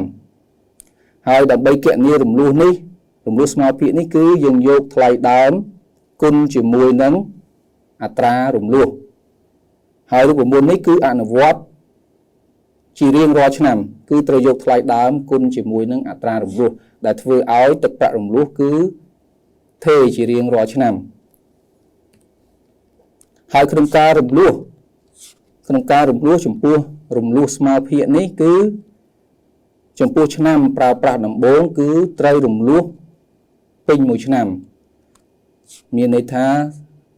ទោះបីជាទ្រព្យសកម្មនោះត្រូវបានប្រើប្រាស់រយៈពេលខ្លីឬពេញមួយឆ្នាំក៏ដោយក៏ទឹកប្រាក់រំលោះនោះត្រូវរំលោះពេញមួយឆ្នាំហើយចំពោះឆ្នាំបន្តបន្ទាប់គឺដូចគ្នាត្រូវគណនារំលោះពេញមួយឆ្នាំដល់ឡែកចំពោះឆ្នាំឈប់ប្រើប្រាស់គឺទឹកប្រាក់រំលោះមិនត្រូវបានអនុញ្ញាតទ្រព្យសកម្មមិនត្រូវបានអនុញ្ញាតឲ្យធ្វើរំលោះទេទោះបីជាបានប្រើប្រាស់នៅក្នុងឆ្នាំដែលឈប់ប្រើប្រាស់នោះក៏ដោយចំពោះវិធីសាស្ត្ររំលោះថយចុះជាលំដាប់នេះមានន័យថាគឺទឹកប្រាក់រំលោះនឹងថយចុះជាបន្តបន្ទាប់ពីមួយឆ្នាំទៅមួយឆ្នាំនៅក្នុងនោះដើម្បីគណនារោគទឹកប្រាក់រំលោះនៅក្នុងឆ្នាំដំបូងគឺការគណនាគឺយើងយកថ្លៃដើមគុណជាមួយនឹងអត្រារំលោះដូចនឹងរូបមន្តរំលោះថេរដែរប៉ុន្តែចំពោះឆ្នាំរំលោះបន្តបន្ទាប់ទៀតគឺត្រូវយកតម្លៃដែលនៅសល់មិនទាន់រំលោះគុណជាមួយនឹងអត្រារំលោះនេះហើយដែលធ្វើឲ្យទឹកប្រាក់រំលោះពីមួយឆ្នាំទៅមួយឆ្នាំត្រូវថយចុះហើយដើម្បីគណនារោគតម្លៃដែលនៅសល់មិនទាន់រំលោះគឺត្រូវយកថ្លៃដើមដកជាមួយនឹងរំលោះយោងពីឆ្នាំមុនហើយក្នុងការធ្វើរំលោះតាមវិធីថយចុះជាលំដាប់នេះគឺដូចទៅនឹងការធ្វើរំលោះតាមវិធីរំលោះថេរដែរគឺឆ្នាំដែលប្រើប្រាស់ដំបូងគឺត្រូវរំលោះពេញមួយឆ្នាំបន្តបន្ទាប់ក៏ត្រូវរំលោះពេញមួយឆ្នាំដូចគ្នាហើយនឹងឆ្នាំឈប់ប្រើប្រាស់ក៏មិនត្រូវបានអនុញ្ញាតឲ្យធ្វើរំលោះដែរទី3សម្រាប់ប្រភេទទ្រព្យសកម្មនិងវិធីរំលោះនៅក្នុងច្បាប់ស្តីពីសារពើពន្ធទ្រព្យសកម្មត្រូវបានបែងចែកជាទូទៅមាន3ប្រភេទក្នុងនោះទី1មានទ្រព្យរូបិយទី2ទ្រព្យអរូបិយនិងទី3គឺទ្រព្យសកម្មជីវសាស្ត្រដែលនៅក្នុងនោះយើងនឹងឃើញមានដំណាំកស៊ូដំណាំកសិកម្មក្រៅពីកស៊ូនិងការចិញ្ចឹមសត្វចំពោះទ្រព្យសកម្មរូបិយត្រូវបានបែងចែកជា4ថ្នាក់នៅក្នុងនោះថ្នាក់ទី1គឺសំដៅទៅលើសំណង់នានាជាទូទៅគឺសំដៅទៅលើសំណង់នានាដែលរួមមានអគាររចនាសម្ព័ន្ធអគារផ្សេងហើយនឹងផ្លូវថ្នល់ផ្លូវដែកនិងនាវាដឹកជញ្ជូននៅក្នុងនោះគឺច្បាប់អនុញ្ញាតឲ្យធ្វើរំលោះថេរគឺរំលោះស្មើភាគតាមអត្រា 5% ហើយនៅក្នុងនោះផងដែរចំពោះទ្រព្យរូបិយថ្នាក់ទី1នេះក៏មានញែកអគារដែលមានលក្ខណៈជាអគារមិនមែនបេតុងដែលអគារមិនមែនបេតុងនេះត្រូវបានអនុញ្ញាតឲ្យធ្វើរំលោះស្មើភាគដែរទៅតាមអត្រា 10% នេះចំពោះថ្នាក់ទី1ទ្រព្យរូបិយចំពោះថ្នាក់ទី2គឺពាក់ព័ន្ធជាមួយនឹងកុំព្យូទ័រហើយនឹងគ្រឿងបច្ចេកវិទ្យាព័ត៌មានដែលត្រូវបានអនុញ្ញាតឲ្យធ្វើរំលោះថយចុះទៅតាមអត្រា 50% ចំពោះទ្រព្យរូបិយថ្នាក់ទី3មានដូចជារថយន្តហើយនិងគ្រឿងសង្ហារិមបរិក្ខារការិយាល័យត្រូវបានអនុញ្ញាតឲ្យធ្វើរំលោះតាមវិធីរំលោះថយចុះតាមមាត្រា 25% និងទ្រព្យរូបិយថ្នាក់ទី4ក្រៅអំពីទ្រព្យរូបិយថ្នាក់ទី1ថ្នាក់ទី2និងថ្នាក់ទី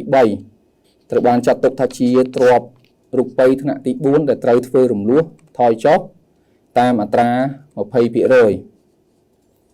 នេះគឺចំពោះទ្រព្យរូបិយចំពោះទ្រព្យអរូបិយនេះត្រូវបានបែងចែកជា2ទី1គឺទ្រព្យរូបិយដែលយើងអាចកំណត់អាយុកាលប្រើប្រាស់បានទី2ចំពោះទ្រព្យអរូបិយនេះត្រូវបានបែងចែកជា2ទី1ចំពោះទ្រព្យអរូបិយដែលអាចកំណត់អាយុកាលប្រើប្រាស់បាននិងមួយទៀតគឺទ្រព្យអរូបិយដែលយើងមិនអាចកំណត់អាយុកាលប្រើប្រាស់បានចំពោះទ្រព្យអរូបិយដែលអាចកំណត់អាយុកាលប្រើប្រាស់បានគឺត្រូវបានអនុញ្ញាតឲ្យធ្វើរំលោះស្មើភាគទៅតាមអាយុកាលដែលបានកំណត់ជាទូទៅឧទាហរណ៍ដូចកិច្ចសន្យាក្នុងការទទួលបានអាជ្ញាប័ណ្ណដែលមានកំណត់រយៈពេលច្បាស់លាស់ដូច្នេះការធ្វើរំលោះគឺទៅតាមអាយុកាលនៃអាជ្ញាប័ណ្ណនោះហើយទៅតាមវិធីរំលោះស្មើភាគដល់ហើយចំពោះទ្រព្យអរូបិយដែលមិនអាចកំណត់អាយុកាលប្រើប្រាស់បានគឺត្រូវបានអនុញ្ញាតឲ្យធ្វើរំលោះស្មើភាគទៅតាមអត្រា 10% ចំពោះទ្រព្យសកម្មជីវសាស្ត្រឬក៏ទ្រព្យសកម្មកសិកម្មរយៈពេលវែងដែលក្នុងនោះរួមមានទី1ដំណាំកៅស៊ូនេះត្រូវបានអនុញ្ញាតឲ្យធ្វើរំលោះរយៈពេល20ឆ្នាំហើយចាប់ផ្ដើមធ្វើរំលោះនៅពេលដែលសហគ្រាសចាប់ផ្ដើមទទួលផលហើយការធ្វើរំលោះត្រូវបានអនុញ្ញាតឲ្យធ្វើទៅតាមអត្រាដែលប្រែប្រួលពី 3% ទៅ 7% ហើយការប្រែប្រួលអត្រារំលោះនេះគឺក្នុងគោលដៅដើម្បីឲ្យសមស្របទៅតាមសកម្មភាពអាជីវកម្មរបស់ដំណាំកៅស៊ូដែលទិន្នផលមានការប្រែប្រួលហើយដើម្បីធានាបាននៅនិរន្តរភាពក្នុងការវិនិយោគដំណាំកៅស៊ូនេះចំពោះដំណាំកសិកម្មក្រៅពីកៅស៊ូត្រូវបានអនុញ្ញាតឲ្យធ្វើរំលោះទៅតាមអាយុកាលនៃការទទួលផលឬក៏រំលោះស្មើភាគ 5% មួយណាដែលឆាប់ជាងហើយចំពោះការចិញ្ចឹមសត្វគឺអនុញ្ញាតឲ្យធ្វើរំលោះទៅតាមអាយុកាលនៃការទទួលផលដូចគ្នាឬក៏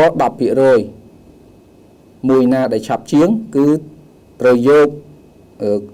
ការធ្វើរំលោះទៅតាមវិធីនោះ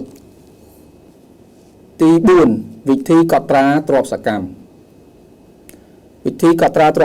នេះត្រូវបានបែងចែកដូចគ្នាទៅតាមទ្រព្យនីមួយៗទី1ចំពោះទ្រព្យរូបិយចំពោះថ្នាក់ទី1សហគ្រាសត្រូវធ្វើការកត់ត្រាទ្រព្យសកម្មដោយត្រូវធ្វើការកត់ត្រាបើកគណនីនីមួយៗទៅតាមទ្រព្យសកម្មនីមួយៗ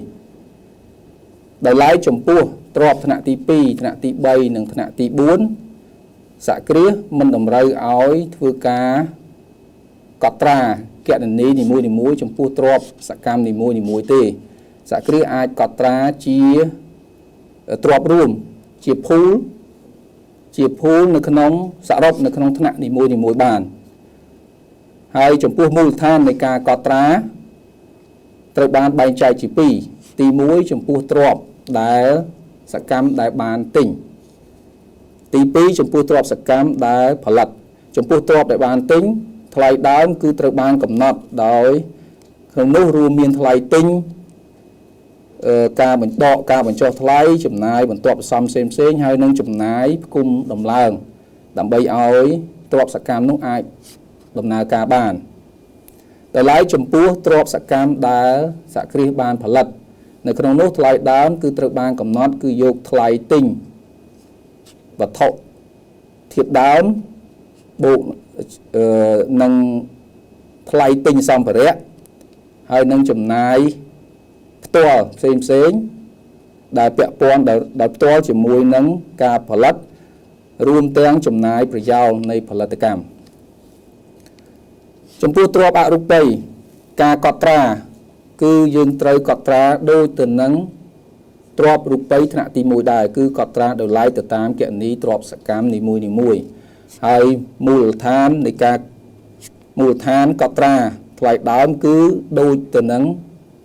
ទ្រព្យរូបីដែរចំពោះទ្រព្យសកម្មជីវសាស្ត្រព្រោះទ្រព្យសកម្មជីវសាស្ត្រការកត់ត្រាសក្តិត្រូវធ្វើការកត់ត្រាដោយបង្គោលទុកទាំងអស់នៅរាល់ចំណាយទាំងឡាយណាដែលបានកើតឡើងពាក់ព័ន្ធជាមួយនឹងការដាំដុះរួមទាំងការចិញ្ចឹមសត្វនឹងទៅក្នុងគណនីទ្រព្យសកម្មជីវសាស្ត្រហើយចំពោះមូលដ្ឋាននៃការធ្វើរំលោះនោះគឺសហគ្រាសត្រូវយកចំណាយទាំងអស់រួមមានចំណាយអភិវឌ្ឍចំណាយឈូសឆាយដាំដុះហើយនឹងចំណាយការប្រាក់តេតិនទៅនឹងការអភិវឌ្ឍនិងចំណាយផ្សេងទាំងអស់ដែលតេតិនជាមួយនឹងការដាំដុះឬការចិញ្ចឹមសត្វនេះជាមូលដ្ឋាននៅក្នុងការធ្វើរំលោះនៅពេលដែលសហគ្រាសចាប់ផ្ដើមទទួលផលយើងពិនិត្យមើលចំណុចចុងក្រោយទាំងអស់គ្នាពាក់ព័ន្ធនឹងឧទាហរណ៍សហគ្រាសនឹងចាប់ផ្ដើមដំណើរការនៅក្នុងឆ្នាំ2018ហើយនៅក្នុងនោះគឺសហគ្រាសបានសាងសង់អគារការិយាល័យដែលលក្ខណៈជាបេតុងដែលមានទឹកប្រាក់ចំនួន100លានរៀលទន្ទឹមនោះគឺសហគ្រាសបានទិញទ្រព្យសកម្មមួយចំនួននៅក្នុងឆ្នាំដូចខាងក្រោមក្នុងនោះសហគ្រាសមានទិញទូដាក់ឯកសារមានទិញកុំព្យូទ័រមានទិញម៉ាស៊ីនវេចខ្ចប់និងមានទិញរថយន្តដឹកទំនិញដែលមានទឹកប្រាក់ដោយបានបង្ហាញចូលគណនារំលោះតាមច្បាប់ស្តីពីសារពើពន្ធសម្រាប់ឆ្នាំ2018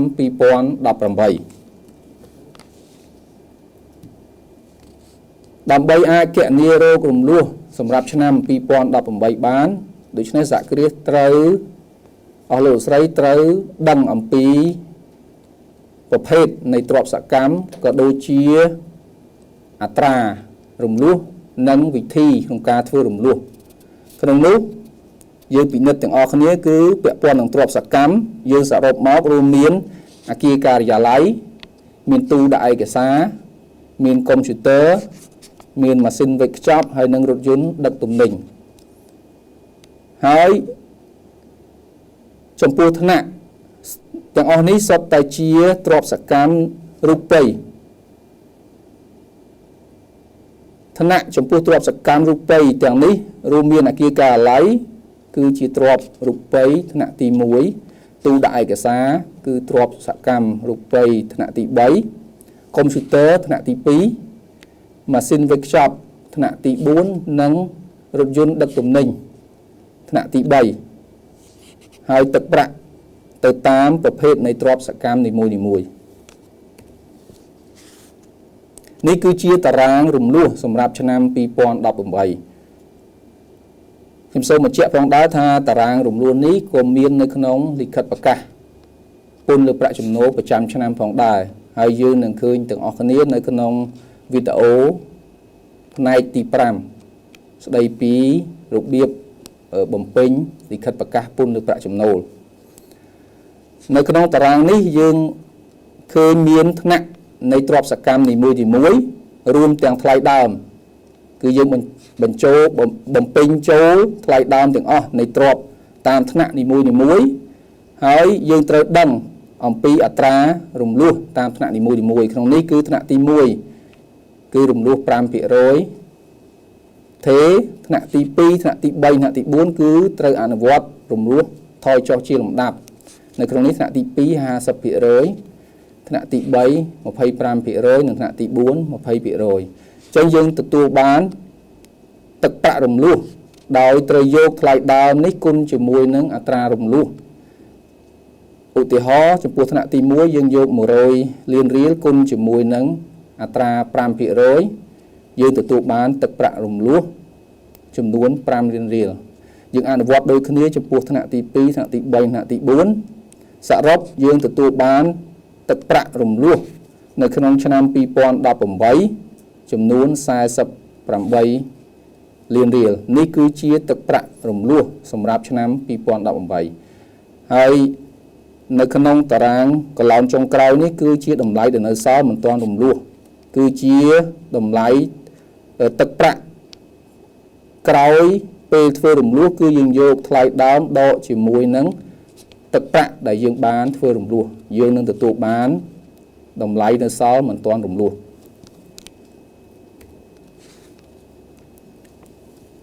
យើងមានឧទាហរណ៍បន្តមួយទៀតនៅក្នុងឆ្នាំ2019ឧទាហរណ៍ថានៅក្នុងឆ្នាំ2019សហគ្រាសបានទិញតុការិយាល័យដែលមានទឹកប្រាក់ចំនួន5លានរៀលនិងលក់រថយន្តដឹកទំនិញបានទឹកប្រាក់ចំនួន50លានរៀលចឹងសំណួរសួរថាចូលគណនារំលោះអនុញ្ញាតតាមច្បាប់ស្តីពីសារពើពន្ធសម្រាប់ឆ្នាំ2019ចឹងនេះគឺជាឧទាហរណ៍តពីខាងលើយើងឃើញនៅក្នុងតារាងខាងលើយើងមាន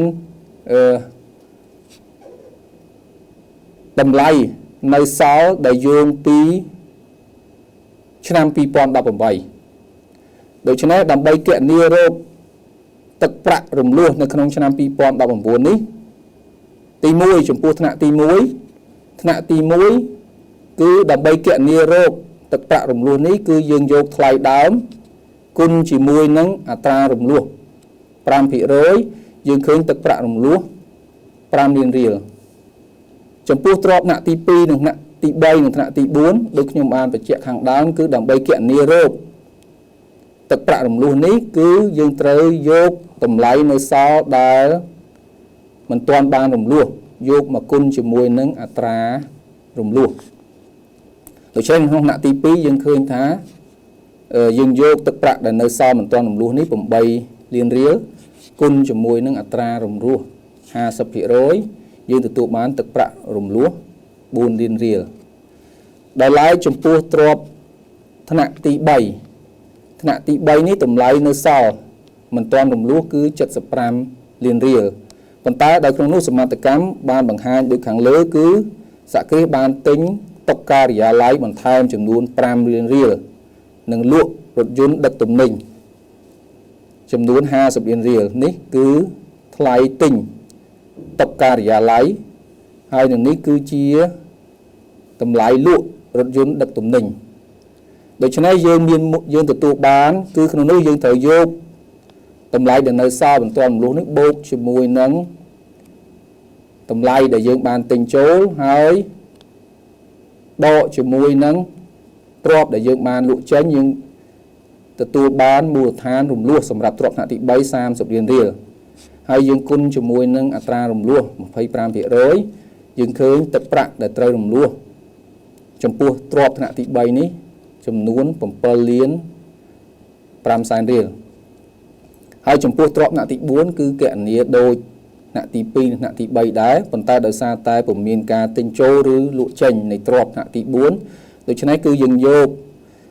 តម្លៃដែលនៅសល់មិនទាន់រំលោះនេះគុណជាមួយនឹងអត្រារំលោះ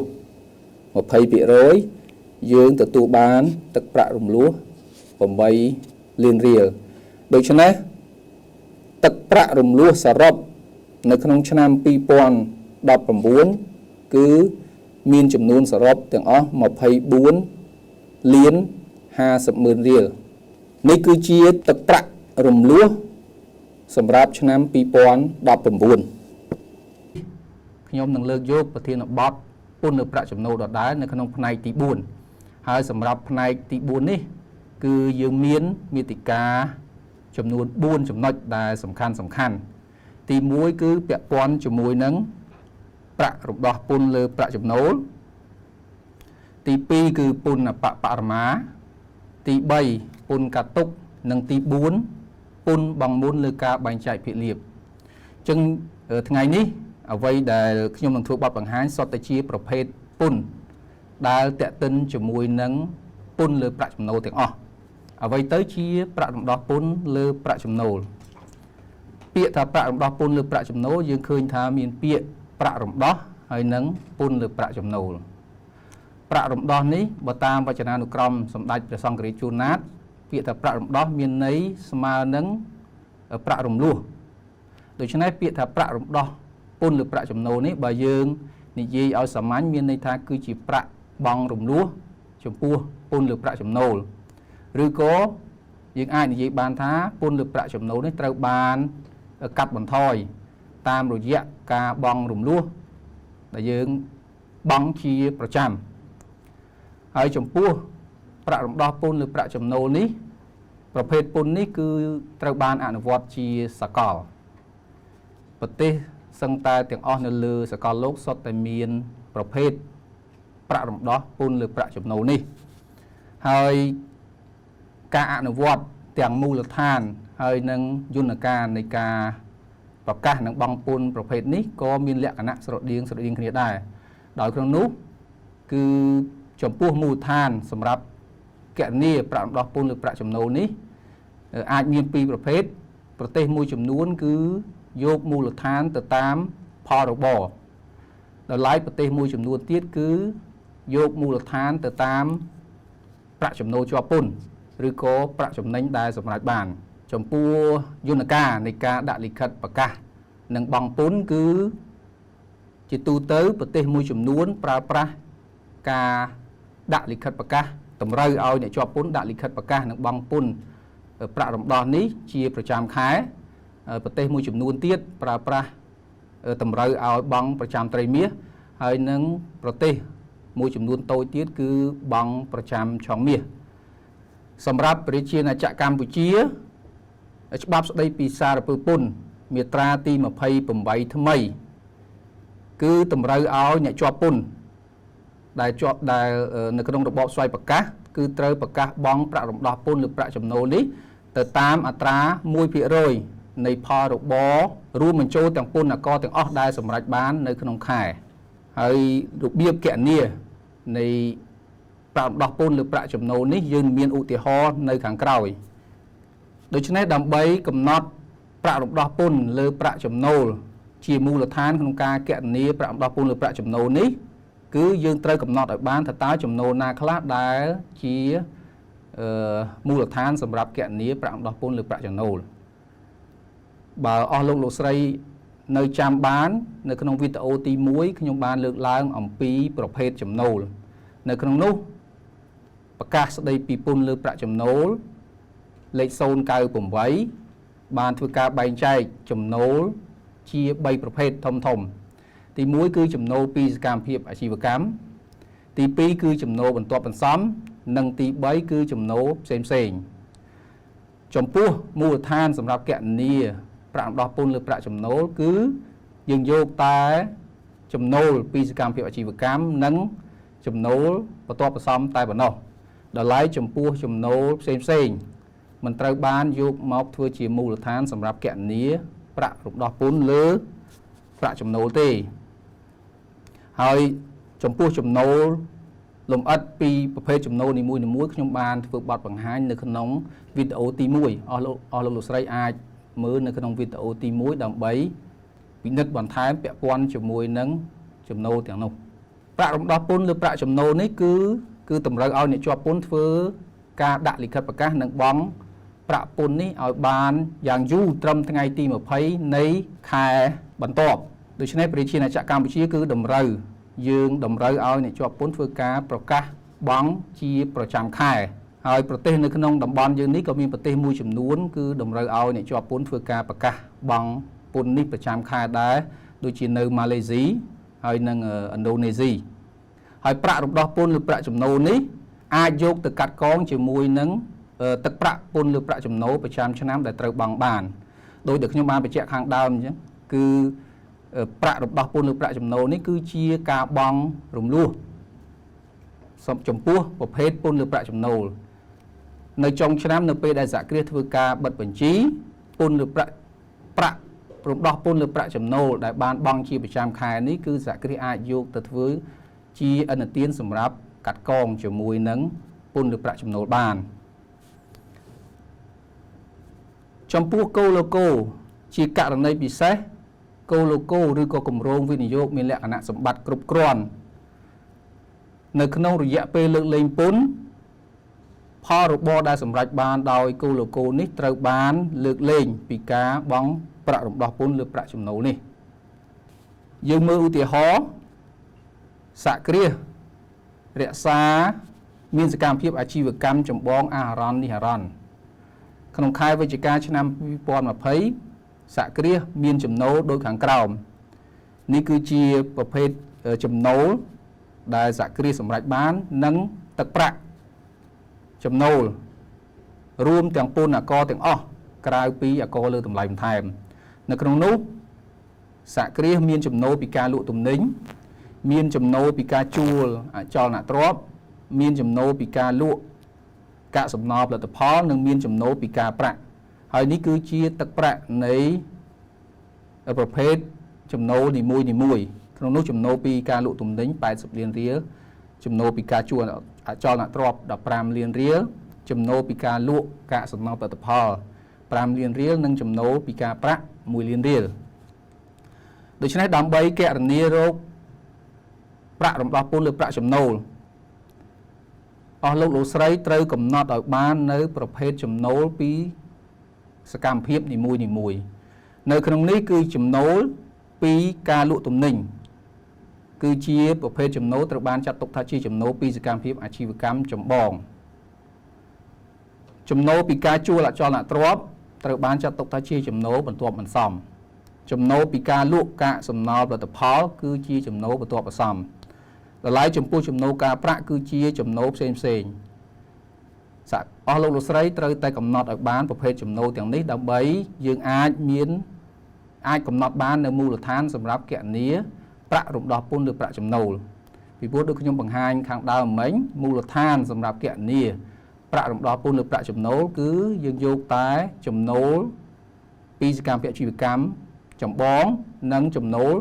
បន្ទាប់បន្សំតែប៉ុណ្ណោះតម្លៃចំពោះចំណូលផ្សេងមិនមែនជាមូលដ្ឋានសម្រាប់គណនាប្រាក់រំដោះពន្ធលើប្រាក់ចំណូលទេតាមរយៈការបែងចែកប្រភេទចំណូលរួចហើយយើងអាចគណនារោគមូលដ្ឋានប្រាក់រំដោះពន្ធលើប្រាក់ចំណូលហើយនឹងទឹកប្រាក់រំដោះពន្ធលើប្រាក់ចំណូលបានដោយក្នុងនោះគឺមូលដ្ឋាននៃប្រាក់រំដោះពន្ធលើប្រាក់ចំណូលគឺយក80លានរៀលបូកនឹង15លានរៀលហើយបូកនឹង5លានរៀលគុណជាមួយនឹងអត្រា 1% យើងបានទឹកប្រាក់ចំនួន1លានរៀលទឹកប្រាក់1លានរៀលនេះគឺត្រូវសហគ្រាសត្រូវប្រកាសនឹងបង់ឲ្យបានត្រឹមថ្ងៃទី20ខែធ្នូនៃឆ្នាំ2020នេះគឺជាឧទាហរណ៍សម្រាប់ប្រាក់រំដោះពន្ធលើប្រាក់ចំណូលយើងចូលដល់ពន្ធអបបរមាពន្ធអបបរមានេះគឺស្រដៀងទៅនឹងប្រាក់រំដោះពន្ធលើប្រាក់ចំណូលដោយក្នុងនោះមូលដ្ឋាននៃការគណនាពន្ធអបបរមានេះគឺកំណត់ស្មើនឹង 1% នៃផលរបរប្រចាំឆ្នាំដោយរួមបញ្ចូលទាំងពន្ធអាករទាំងអស់លើកលែងតែអាករលើតម្លៃបន្ថែមទេអញ្ចឹងរបៀបគណនាមូលដ្ឋាននៃការគណនាពន្ធអបបរមានេះគឺស្រដៀងនឹងប្រាក់រំដោះពន្ធលើប្រាក់ចំណូលដោយប្រាក់រំដោះពន្ធលើប្រាក់ចំណូលគឺយើងយកមូលដ្ឋានផលរបរដែលសម្រេចបាននៅក្នុងខែដោយឡែកចំពោះពន្ធអបបរមានេះគឺយើងយកមូលដ្ឋានផលរបរដែលសម្រេចបានប្រចាំឆ្នាំដោយក្នុងនោះគុណជាមួយនឹងអត្រា 1% ដូចគ្នាហើយចំពោះផលរបរនេះទៀតសោតគឺដូចគ្នាទៅនឹងផលរបរដែលសម្រេចបាននៅក្នុងមូលដ្ឋានគណនាប្រាក់រំដោះពន្ធលើប្រាក់ចំណូលដែរមានន័យថាមូលដ្ឋានសម្រាប់គណនាពន្ធអបបរមានេះគឺយើងយកតែចំណូលពីសកម្មភាពអាជីវកម្មនិងចំណូលបន្ទាប់បន្សំតែប៉ុណ្ណោះដោយឡែកចំពោះចំណូលផ្សេងមិនត្រូវបានយកមកគិតសម្រាប់គណនាពន្ធអបបរមានេះទេហើយពន្ធអបបរមានេះគឺត្រូវបានកាត់បន្ថយដោយប្រាក់រំដោះពន្ធលើប្រាក់ចំណូលដែលបាន បងជាក់ស្ដែងនៅក្នុងឆ្នាំជាប់ពន្ធមានន័យថានៅក្នុងករណីដែលសហគ្រាសត្រូវបងពន្ធបបរមាសហគ្រាសអាចយកប្រាក់រំដោះពន្ធឬប្រាក់ចំណូលដែលបានបងជាប្រចាំខែហើយយកមកធ្វើជាអន្ទានកាត់កងជាមួយនឹងពន្ធបបរមាបាននៅចុងឆ្នាំចំពោះពន្ធបបរមានេះគឺត្រូវបានអនុវត្តចំពោះតែសហគ្រាសទាំងឡាយណាដែលមិនបានកាន់បញ្ជីការគណនេយ្យបានត្រឹមត្រូវតែប៉ុណ្ណោះមានន័យថាចំពោះសហគ្រាសដែលបានកាន់បញ្ជីការគណនេយ្យត្រឹមត្រូវគឺពុំមានកាតព្វកិច្ចត្រូវជាប់ពន្ធបបរមាទេមានតែសហគ្រាសដែលពុំបានកាន់បញ្ជីការគណនេយ្យបានត្រឹមត្រូវទើបជាកម្មវត្ថុត្រូវជាប់ពន្ធបបរមាតើលក្ខណៈវិនិច្ឆ័យអ្វីខ្លះដើម្បីកំណត់បានថាតើសហគ្រាសមួយកាន់បញ្ជីការគណនេយ្យបានត្រឹមត្រូវឬមិនបានត្រឹមត្រូវនៅក្នុងឆ្នាំ2017ក្រសួងសេដ្ឋកិច្ចនិងហិរញ្ញវត្ថុបានចេញប្រកាសលេខ638សម្រាប់កំណត់លក្ខណៈវិនិច្ឆ័យនៃការកាន់បញ្ជីការគណនេយ្យមិនត្រឹមត្រូវហើយលក្ខណៈវិនិច្ឆ័យនេះហើយដើម្បីកំណត់ថាតើសហគ្រាសត្រូវជាប់ពន្ធបបរមាឬអត់ហើយលក្ខណៈវិនិច្ឆ័យនៃការកម្មបញ្ជីការគណនេយ្យមិនត្រឹមត្រូវនេះទី1រួមមានមិនបានកត់ត្រាបញ្ជីគណនេយ្យមានន័យថាសហគ្រាសមិនបានគោរពទៅតាមលំហូរនៃការកត់ត្រាគណនេយ្យដែលចេញដោយក្រមប្រឹក្សាគណនេយ្យកម្ពុជាដែលក្នុងនោះសហគ្រាសត្រូវគោរពត្រូវកត់ត្រាទៅតាមស្តង់ដារគណនេយ្យហើយលំហូរនៃការកត់ត្រានេះគឺរាប់បញ្ចូលតាំងពីការកត់ត្រាចូលទៅក្នុង Journal Ledger រហូតដល់ការរៀបចំរបាយការណ៍ហិរញ្ញវត្ថុទី2គឺសហគ្រាសមិនបានចេញវិក័យប័ត្រលើកិច្ចការជំនួញក្នុងករណីដែលសហគ្រាសមានការផ្គត់ផ្គង់ប៉ុន្តែមិនបានចេញវិក័យប័ត្រចំពោះសកម្មភាពអាជីវកម្មរបស់ខ្លួនទី3សហគ្រាសបានប្រព្រឹត្តការធ្វេសប្រហែសធ្ងន់ធ្ងរពាក្យថាប្រព្រឹត្តការធ្វេសប្រហែសធ្ងន់ធ្ងរនេះនៅក្នុងច្បាប់ស្តីពីសារពើពន្ធមាត្រា126បានកំណត់ថាការប្រព្រឹត្តការធ្វេសប្រហែសធ្ងន់ធ្ងរនេះមានន័យថាសហគ្រាសបានបង់ខ្វះទឹកប្រាក់ពន្ធលើសពី 10% នៃទឹកប្រាក់ពន្ធសរុបដែលត្រូវបង់ឧទាហរណ៍ថាសហគ្រាសត្រូវបង់ប្រាក់ពន្ធចំនួន100មកឲ្យរដ្ឋបាលសារពើពន្ធប៉ុន្តែសហគ្រាសបានធ្វើការប្រកាសនឹងបង់តែ80ទេដូច្នេះសហគ្រាសបានធ្វើការប្រកាសនឹងបង់ខ្វះ20ស្មើនឹង 20% នៃទឹកប្រាក់ដែលត្រូវបង់សរុបដូច្នេះសហគ្រាសត្រូវបានចាត់ទុកថាធ្វើការបានប្រព្រឹត្តការធ្វេសប្រហែសធ្ងន់ធ្ងរទី4សហគ្រាសបានធ្វើការកិច្ចវេះពន្ធហើយពាក្យថាកិច្ចវេះពន្ធនេះមានលក្ខណៈធ្ងន់ធ្ងរជាងការប្រព្រឹត្តការធ្វេសប្រហែសធ្ងន់ធ្ងរនៅក្នុងមាត្រា127នៃច្បាប់ស្តីពីសារពើពន្ធពាក្យថាការកិច្ចវេះពន្ធនេះមានន័យថាគឺជាចេតនានៃការប្រព្រឹត្តបទល្មើសឬក៏មានន័យថាសហគ្រាសបានធ្វើការធ្វេសប្រហែសធ្ងន់ធ្ងរច្រំដែលក្នុងករណីដែលសហគ្រាសធ្វើបានប្រព្រឹត្តការធ្វេសប្រហែសធ្ងន់ធ្ងរចាប់ពី2ដងក្នុងរយៈពេល3ឆ្នាំឬក៏បានប្រព្រឹត្តការធ្វេសប្រហែសធ្ងន់ធ្ងរនេះលើសពី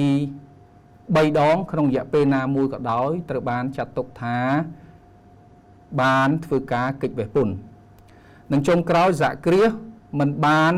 រៀបចំរបាយការណ៍ហិរញ្ញវត្ថុរបស់ខ្លួនឲ្យរងការធ្វើសវនកម្មឯករាជ្យក្នុងករណីដែលសហគ្រាសមានផលរបរចាប់ពី 2000 លានរៀលឡើងទៅក្នុងមួយឆ្នាំនេះគឺជាលក្ខណៈវិនិច្ឆ័យសម្រាប់សហគ្រាសដែលមិនបានកាន់បញ្ជីការគណនេយ្យត្រឹមត្រូវហើយត្រូវមានកាតព្វកិច្ចជាប់ពន្ធបបរមាយើងពិនិត្យមើលឧទាហរណ៍សហគ្រាសដដែលដូចមានក្នុងឧទាហរណ៍ខាងលើមានចំណូលខាងក្រោមសម្រាប់ការីបរិច្ឆេទឆ្នាំ2020ដោយក្នុងនោះមានចំណូលពីការលក់ទំនិញចំណូលពីការជួលអចលនទ្រព្យចំណូលពីការលក់កាកសំណល់ផលិតផលនិងចំណូលការប្រាក់នេះគឺជាទឹកប្រាក់ពីការផ្គត់ផ្គង់ទំនិញរបស់ខ្លួនដោយទឹកប្រាក់ទាំងនេះរួមបញ្ចូលទាំងពន្ធអាករទាំងអស់លើកលែងតែអាករលើតម្លៃបន្ថែមដើម្បីគណនារោគពន្ធបបរមាគឺយើងអនុវត្តដូច ប្រាក់រំដោះពន្ធលើប្រាក់ចំណូលដែរគឺយើងធ្វើអ្នកសហគ្រាសអស់លោកស្រីត្រូវកំណត់ប្រភេទចំណូលពីការផ្គត់ផ្គង់នីមួយទៅតាមប្រភេទនៃចំណូលក្រោយពីយើងកំណត់បានប្រភេទនៃចំណូលនីមួយហើយគឺយើងអាចគណនារោគពន្ធអបបរមាបានដោយធ្វើការបូកនៅចំណូលទាំងឡាយណាដែលជាមូលដ្ឋានសម្រាប់គណនាពន្ធអបបរមាក្នុងនោះគឺចំណូលពីសកម្មភាពអាជីវកម្ម400លានរៀលនិងចំណូលបន្ទាប់បន្សំចំនួន70លានរៀលនិង30លានរៀលហើយយើងគុណជាមួយនឹងមូលដ្ឋាន 1% យើងបានពន្ធអបបរមា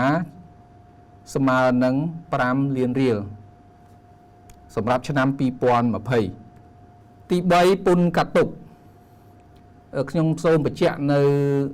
បន្តិចពាក់ព័ន្ធជាមួយនឹងពន្ធកាត់ទុកនេះយើងនឹងមានសម្រាប់ខ្លឹមសារលម្អិតនៃពន្ធកាត់ទុកនេះយើងនឹងមានវីដេអូដោយឡែកមួយដែលនិយាយអំពីពន្ធកាត់ទុកលម្អិតថាតើប្រតិបត្តិការណាជាប់ពន្ធកាត់ទុកប្រតិបត្តិការណាមិនជាប់ពន្ធកាត់ទុកហើយសម្រាប់វីដេអូនៅថ្ងៃនេះបទបង្ហាញរបស់យើងគឺខ្ញុំលើកតែអំពីយន្តការនៃដែលពន្ធកាត់ទុកនេះពាក់ព័ន្ធជាមួយនឹងពន្ធលើប្រាក់ចំណូលតែប៉ុណ្ណោះដោយម្ដេចដែលហៅថាពន្ធកាត់ទុកនេះគឺជាប្រភេទពន្ធដែលអ្នកជាប់ពន្ធតាមរបបស្វ័យប្រកាសនៅពេលដែលធ្វើការទូទាត់ជាសាច់ប្រាក់ឬក៏ជាវត្ថុទៅឲ្យបុគ្គលនិវាសនជនឬក៏អនិវាសនជនហ្នឹងទៅលើប្រតិបត្តិការណាដែលជាកម្មវត្ថុជាប់ពន្ធកាត់ទុកហ្នឹងត្រូវធ្វើការកាត់ទុកប្រាក់ពន្ធនិងបង់ជូនរដ្ឋបាលសារពើពន្ធហើយពន្ធកាត់ទុកដែលបានបង់នេះនឹងក្លាយទៅជាឥណទានពន្ធកាត់ទុកសម្រាប់អ្នកទទួលការទូទាត់ហើយអាចយកទៅកាត់កងជាមួយនឹងពន្ធលើប្រាក់ចំណូលប្រចាំឆ្នាំដែលបង់បានអញ្ចឹងនៅក្នុងនេះយើងឃើញមានតួអង្គសំខាន់ពីរទី1គឺអ្នកបង់ទី2គឺអ្នកទទួលបានការទូទាត់សម្រាប់អ្នកបង់នៅពេលដែលធ្វើការបង់ប្រាក់ទៅឲ្យអ្នកទទួលការទូទាត់អ្នកបង់ឬសហគ្រាសត្រូវធ្វើការកាត់ទុកប្រាក់ពន្ធហើយយកមកប្រកាសនឹងបង់ឲ្យរដ្ឋបាលសារពើពន្ធដោយឡែកចំពោះអ្នកទទួលការទូទាត់អាចយកឥណទានដែលអ្នកបង់បានធ្វើការកាត់ទុកប្រាក់ពន្ធហើយបង់ជូនរដ្ឋបាលសារពើពន្ធនេះយកមកធ្វើជាឥណទានរបស់ខ្លួនហើយកាត់កងជាមួយនឹងពន្ធលើប្រាក់ចំណូលប្រចាំឆ្នាំបានខ្ញុំសូមបញ្ជាក់ថាពាក់ព័ន្ធជាមួយនឹងការបំពេញលិខិតប្រកាសពន្ធលើប្រាក់ចំណូលយើងនឹងបានពិនិត្យលម្អិតទាំងអស់គ្នានៅក្នុងវីដេអូទី5នៅសប្តាហ៍ក្រោយឥឡូវយើងមើលឧទាហរណ៍ពាក់ព័ន្ធជាមួយនឹងពន្ធកាត់ទុកនៅក្នុងខែវិច្ឆិកាឆ្នាំ2020សហគ្រាសខេមម៉ាជាសហគ្រាសនិវាសនជននៅកម្ពុជាសហគ្រាសនេះបានធ្វើការទូទាត់លើចំណាយសួរសារលើការប្រើប្រាស់ម៉ាកសញ្ញាពាណិជ្ជកម្មទៅឲ្យសហគ្រាសធីតាដែលជាសហគ្រាសនិវាសនជនដូចគ្នាចំនួន80លានរៀលដូច្នេះសហគ្រាសនៅពេលធ្វើការទូទាត់សហគ្រាសខេមម៉ាត្រូវបង់ពន្ធកាត់ទុកដោយសារតែចំណាយសួរសារលើការប្រើប្រាស់ម៉ាកសញ្ញានេះគឺជាប្រភេទប្រតិបត្តិការដែលជាកម្មវត្ថុត្រូវជាប់ពន្ធកាត់ទុកដូច្នេះសហគ្រាសត្រូវធ្វើការបង់ពន្ធកាត់ទុកចំនួន12លានរៀលដោយក្នុងនោះគឺធ្វើការទូទាត់80លានរៀលហើយអត្រាពន្ធកាត់ទុក 15% សហគ្រាសត្រូវប្រកាសនឹងបង់ពន្ធកាត់ទុកចំនួន12លានរៀលដល់ឡែកចំពោះសហគ្រាសធីតាដែលជាអ្នកត្រូវទទួលបានការទូទាត់សហគ្រាសធីតានេះគឺអាចយកឥណទានពន្ធកាត់ទុកដែលសហគ្រាសខេមម៉ាបានប្រកាសនឹងបង់ជូនរដ្ឋបាលសារពើពន្ធ12លានរៀលនេះអាចយកទៅកាត់កងជាមួយនឹងពន្ធលើប្រាក់ចំណូលដែលត្រូវបង់សម្រាប់ការីការបច្ឆេទឆ្នាំ2020បានទី4ពន្ធបង់មុនលើការបែងចែកភាគលាភច្បាប់ស្ដីពីហិរញ្ញវត្ថុសម្រាប់ការគ្រប់គ្រងឆ្នាំ2020បានធ្វើវិសោធនកម្មមាត្រា23ថ្មីមួយនៃច្បាប់ស្ដីពីសារពើពន្ធដោយធ្វើការបញ្ចូលនៅប្រភេទពន្ធបង់មុនលើការបែងចែកភាគលាភដោយនៅក្នុងច្បាប់នៅក្នុងមាត្រា23ថ្មីមួយ គឺពុំមានចែកអំពីពន្ធបង់មុនលើការបែងចែកភាគលាភទេប៉ុន្តែមានចែកអំពីពន្ធបន្ថែមលើការបែងចែកភាគលាភហើយសម្រាប់ច្បាប់ហិរញ្ញវត្ថុសម្រាប់ការគ្រប់គ្រងឆ្នាំ2020គឺមានចែកអំពីពន្ធបង់មុនលើការបែងចែកភាគលាភហើយប្រភេទពន្ធទាំងពីរនេះគឺមានលក្ខណៈស្រដៀងគ្នាហើយខុសគ្នាតែបន្តិចទេតិចទៀតយើងនឹងឃើញអំពីការខុសគ្នាហ្នឹងដោយក្នុងនោះពន្ធបង់មុនលើការបែងចែកភាគលាភនេះគឺក្នុងករណីប្រសិនបើសហគ្រាសណាមួយធ្វើការទូទាត់ធ្វើការបែងចែកភាគលាភចេញពីប្រាក់ចំណូលមុនបង់ពន្ធលើប្រាក់ចំណូលប្រចាំឆ្នាំទៅឲ្យអ្នកចូលហ៊ុននៅក្នុងស្រុកឬក៏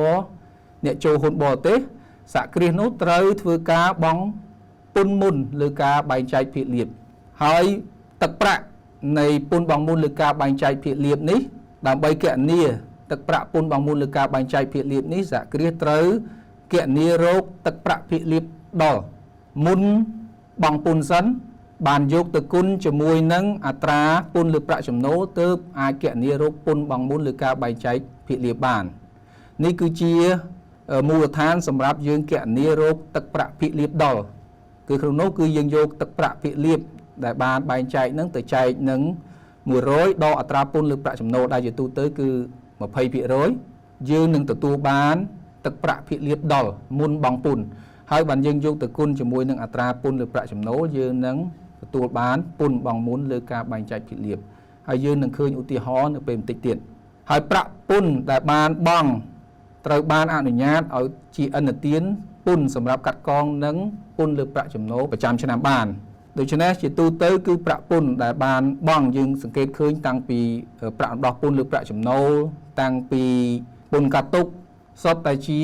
ប្រភេទពន្ធដែលអាចយកមកធ្វើជាឥណទានហើយកាត់កងជាមួយនឹងពន្ធលើប្រាក់ចំណូលនៅដំណាច់ឆ្នាំបានហើយយើងនឹងពិនិត្យឲ្យបានលម្អិតបន្ថែមទៀតនៅពេលដែលយើងលើកអំពីការបំពេញលិខិតប្រកាសពន្ធលើប្រាក់ចំណូលនៅក្នុងវីដេអូទី5ក្នុងករណីប្រសិនបើឥណទានពន្ធបង់មុនលើការបែងចែកភាគលាភនេះមានចំនួនលើសពីពន្ធលើប្រាក់ចំណូលសហគ្រាសអាចយកឥណទានដែលនៅសល់ដើម្បីយកទៅកាត់កងជាមួយនឹងពន្ធលើប្រាក់ចំណូលសម្រាប់ការីបន្តបន្ទាប់ទៀតបានហើយភាគលាភដែលបានបែងចែកនិងបានបង់ពន្ធរួចហើយភាគលាភទាំងនោះនៅពេលដែលធ្វើការបែងចែកបន្តគឺមិនត្រូវបានជាប់ពន្ធបង់មុនលើការបែងចែកភាគលាភម្ដងទៀតទេសម្រាប់គោលគោឬគម្រោងវិនិយោគមានលក្ខណៈសម្បត្តិគ្រប់គ្រាន់ដែលស្ថិតនៅក្នុងរយៈពេល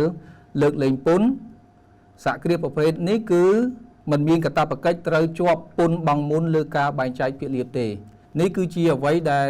ខ្ញុំបានបញ្ជាក់នៅខាងដើមគឺជាភាពខុសគ្នារវាងពន្ធបន្ថែមលើការបែងចែកភាគលាភហើយនិងពន្ធបង់មុនលើការបែងចែកភាគលាភពន្ធបន្ថែមលើការបែងចែកភាគលាភតម្រូវឲ្យគ្រប់សហគ្រាសទាំងអស់នៅពេលធ្វើការបែងចែកភាគលាភមុនពេលបង់ពន្ធលើប្រាក់ចំណូលត្រូវមានកាតព្វកិច្ចបង់ពន្ធបន្ថែមលើការបែងចែកភាគលាភសិនរួមបញ្ចូលទាំងសហគ្រាសរួមបញ្ចូលទាំងគម្រោងគោលគោនឹងផងដែរតម្លៃចំពោះពន្ធបង់មុនលើការបែងចែកភាគលាភនេះមិនត្រូវបានអនុវត្តទេចំពោះគម្រោងវិនិយោគមានលក្ខណៈសម្បត្តិគ្រប់គ្រាន់ឧទាហរណ៍នៅក្នុងខែវិច្ឆិកាឆ្នាំ2020សហគ្រាសចំបៃបានបែងចែកប្រាក់ចំណូលចំនួន40លានរៀលឲ្យទៅម្ចាស់ភាគហ៊ុនដូច្នេះសហគ្រាសត្រូវប្រកាសបង់ពន្ធមុនលើការបែងចែកភាគលាភសម្រាប់ខែវិច្ឆិកាឆ្នាំ2020ដូចខាងក្រោមដើម្បីគណនាពន្ធបង់មុនលើការបែងចែកភាគលាភអស់លោកលោកស្រីត្រូវយកទឹកប្រាក់ភាគលាភដែលបែងចែកនេះហើយចែកជាមួយនឹង100%ដកជាមួយនឹងអត្រាពន្ធ20%យើងឃើញ 0.8 នេះយើងទទួលបានទឹកប្រាក់ចំនួន50លានរៀលទឹកប្រាក់នេះមានន័យថាគឺជាភាគលាភដល់មុនបង់ពន្ធហើយបានយើងយកទឹកប្រាក់ភាគលាភដល់មុនបង់ពន្ធនេះទៅគុណជាមួយនឹងអត្រាពន្ធ20%ហើយយើងទទួលបានទឹកប្រាក់ពន្ធបង់មុនលើការបែងចែកភាគលាភនេះ10លានរៀលនេះគឺជាទឹកប្រាក់ពន្ធបង់មុនលើការបែងចែកភាគលាភដែលសហគ្រាសត្រូវបង់នៅក្នុងខែវិច្ឆិកាឆ្នាំ2020ខ្ញុំសូមលើកយកប្រធានបទបន្តពាក់ព័ន្ធជាមួយនឹងពន្ធលើប្រាក់ចំណូលនៅក្នុងផ្នែកទី5ដែលជាផ្នែកចុងក្រោយនៅក្នុងបទបង្ហាញស្ដីពីពន្ធលើប្រាក់ចំណូលរបស់យើងដើម្បីយកមកចែករំលែកជាចំណេះដឹងបន្តនៅក្នុងថ្ងៃនេះសម្រាប់ប្រធានបទផ្នែកទី5នៅក្នុងថ្ងៃនេះ គឺផ្ដោតសំខាន់ទៅលើការបំពេញលិខិតប្រកាសពន្ធលើប្រាក់ចំណូលនៅក្នុងនោះគឺចំណងជើងផ្នែកទី5របៀបគណនានិងបំពេញលិខិតប្រកាសពន្ធលើប្រាក់ចំណូលប្រចាំឆ្នាំយើងមាន5ចំណុចសំខាន់នៅក្នុងនោះទី1អត្រាពន្ធលើប្រាក់ចំណូលទី2វិធានស្ដីពីការយោងខាតទី3ឥណទានពន្ធបរទេសទី4វិធីគណនាពន្ធលើប្រាក់ចំណូលនិងទី5របៀបបំពេញលិខិតប្រកាសពន្ធលើប្រាក់ចំណូលអត្រាពន្ធលើប្រាក់ចំណូលសម្រាប់រាជាណាចក្រកម្ពុជាយើងមានអត្រាពន្ធលើប្រាក់ចំណូលនេះមួយចំនួន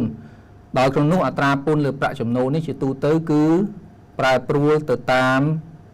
ទ្រង់ទ្រាយគតិយុត្តក៏ដូចជាសកម្មភាពអាជីវកម្មរបស់សហគ្រាស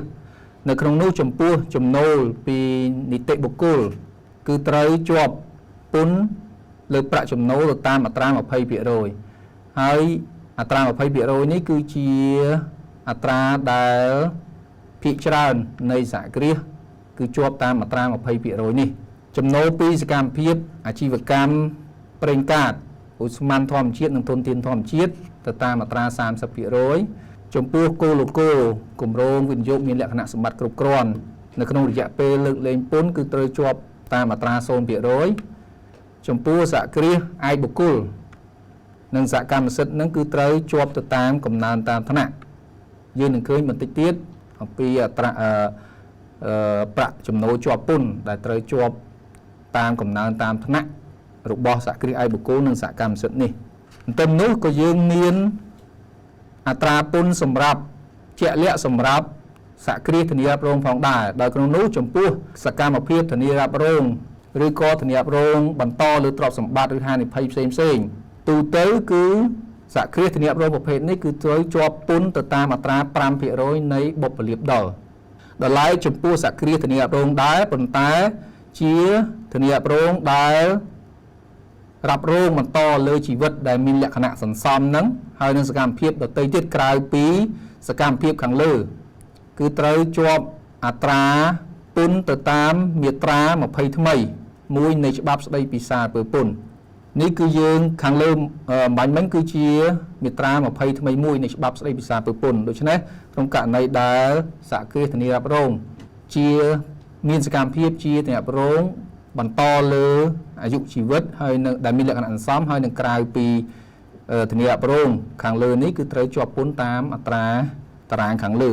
នេះគឺជាអត្រាកំណើនតាមឋានៈអត្រាពន្ធកំណើនតាមឋានៈរបស់សហគ្រាសឯកបុគ្គលនិងសហកម្មសិទ្ធិនៅក្នុងនោះគឺចំពោះប្រាក់ចំណូលជាប់ពន្ធប្រចាំឆ្នាំក្នុងករណីដែលប្រាក់ចំណូលជាប់ពន្ធនោះនៅចន្លោះពី0រៀលដល់16លានរៀលគឺត្រូវ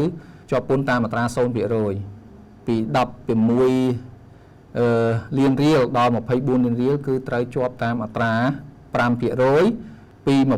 24ដល់24លានរៀលដល់102លានរៀលត្រូវជាប់តាមអត្រា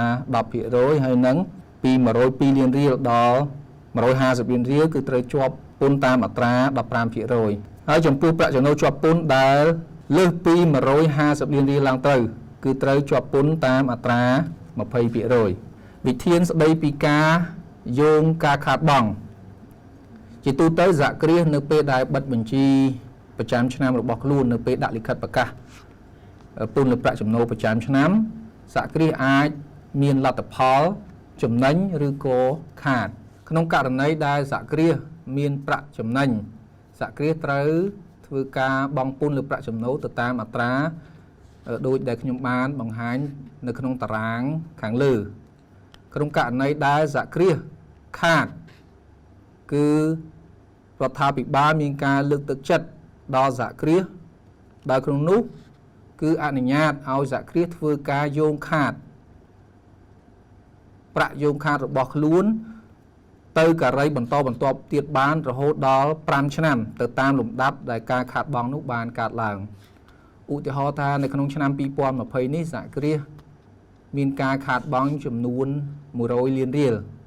ដូច្នេះទឹកប្រាក់ខាតបង់100លានរៀលនេះគឺសហគ្រាសអាចយោងការខាតបង់នេះទៅកាត់កងពន្ធលើប្រាក់ចំណូលសម្រាប់ការី ឆ្នាំ2021 22 23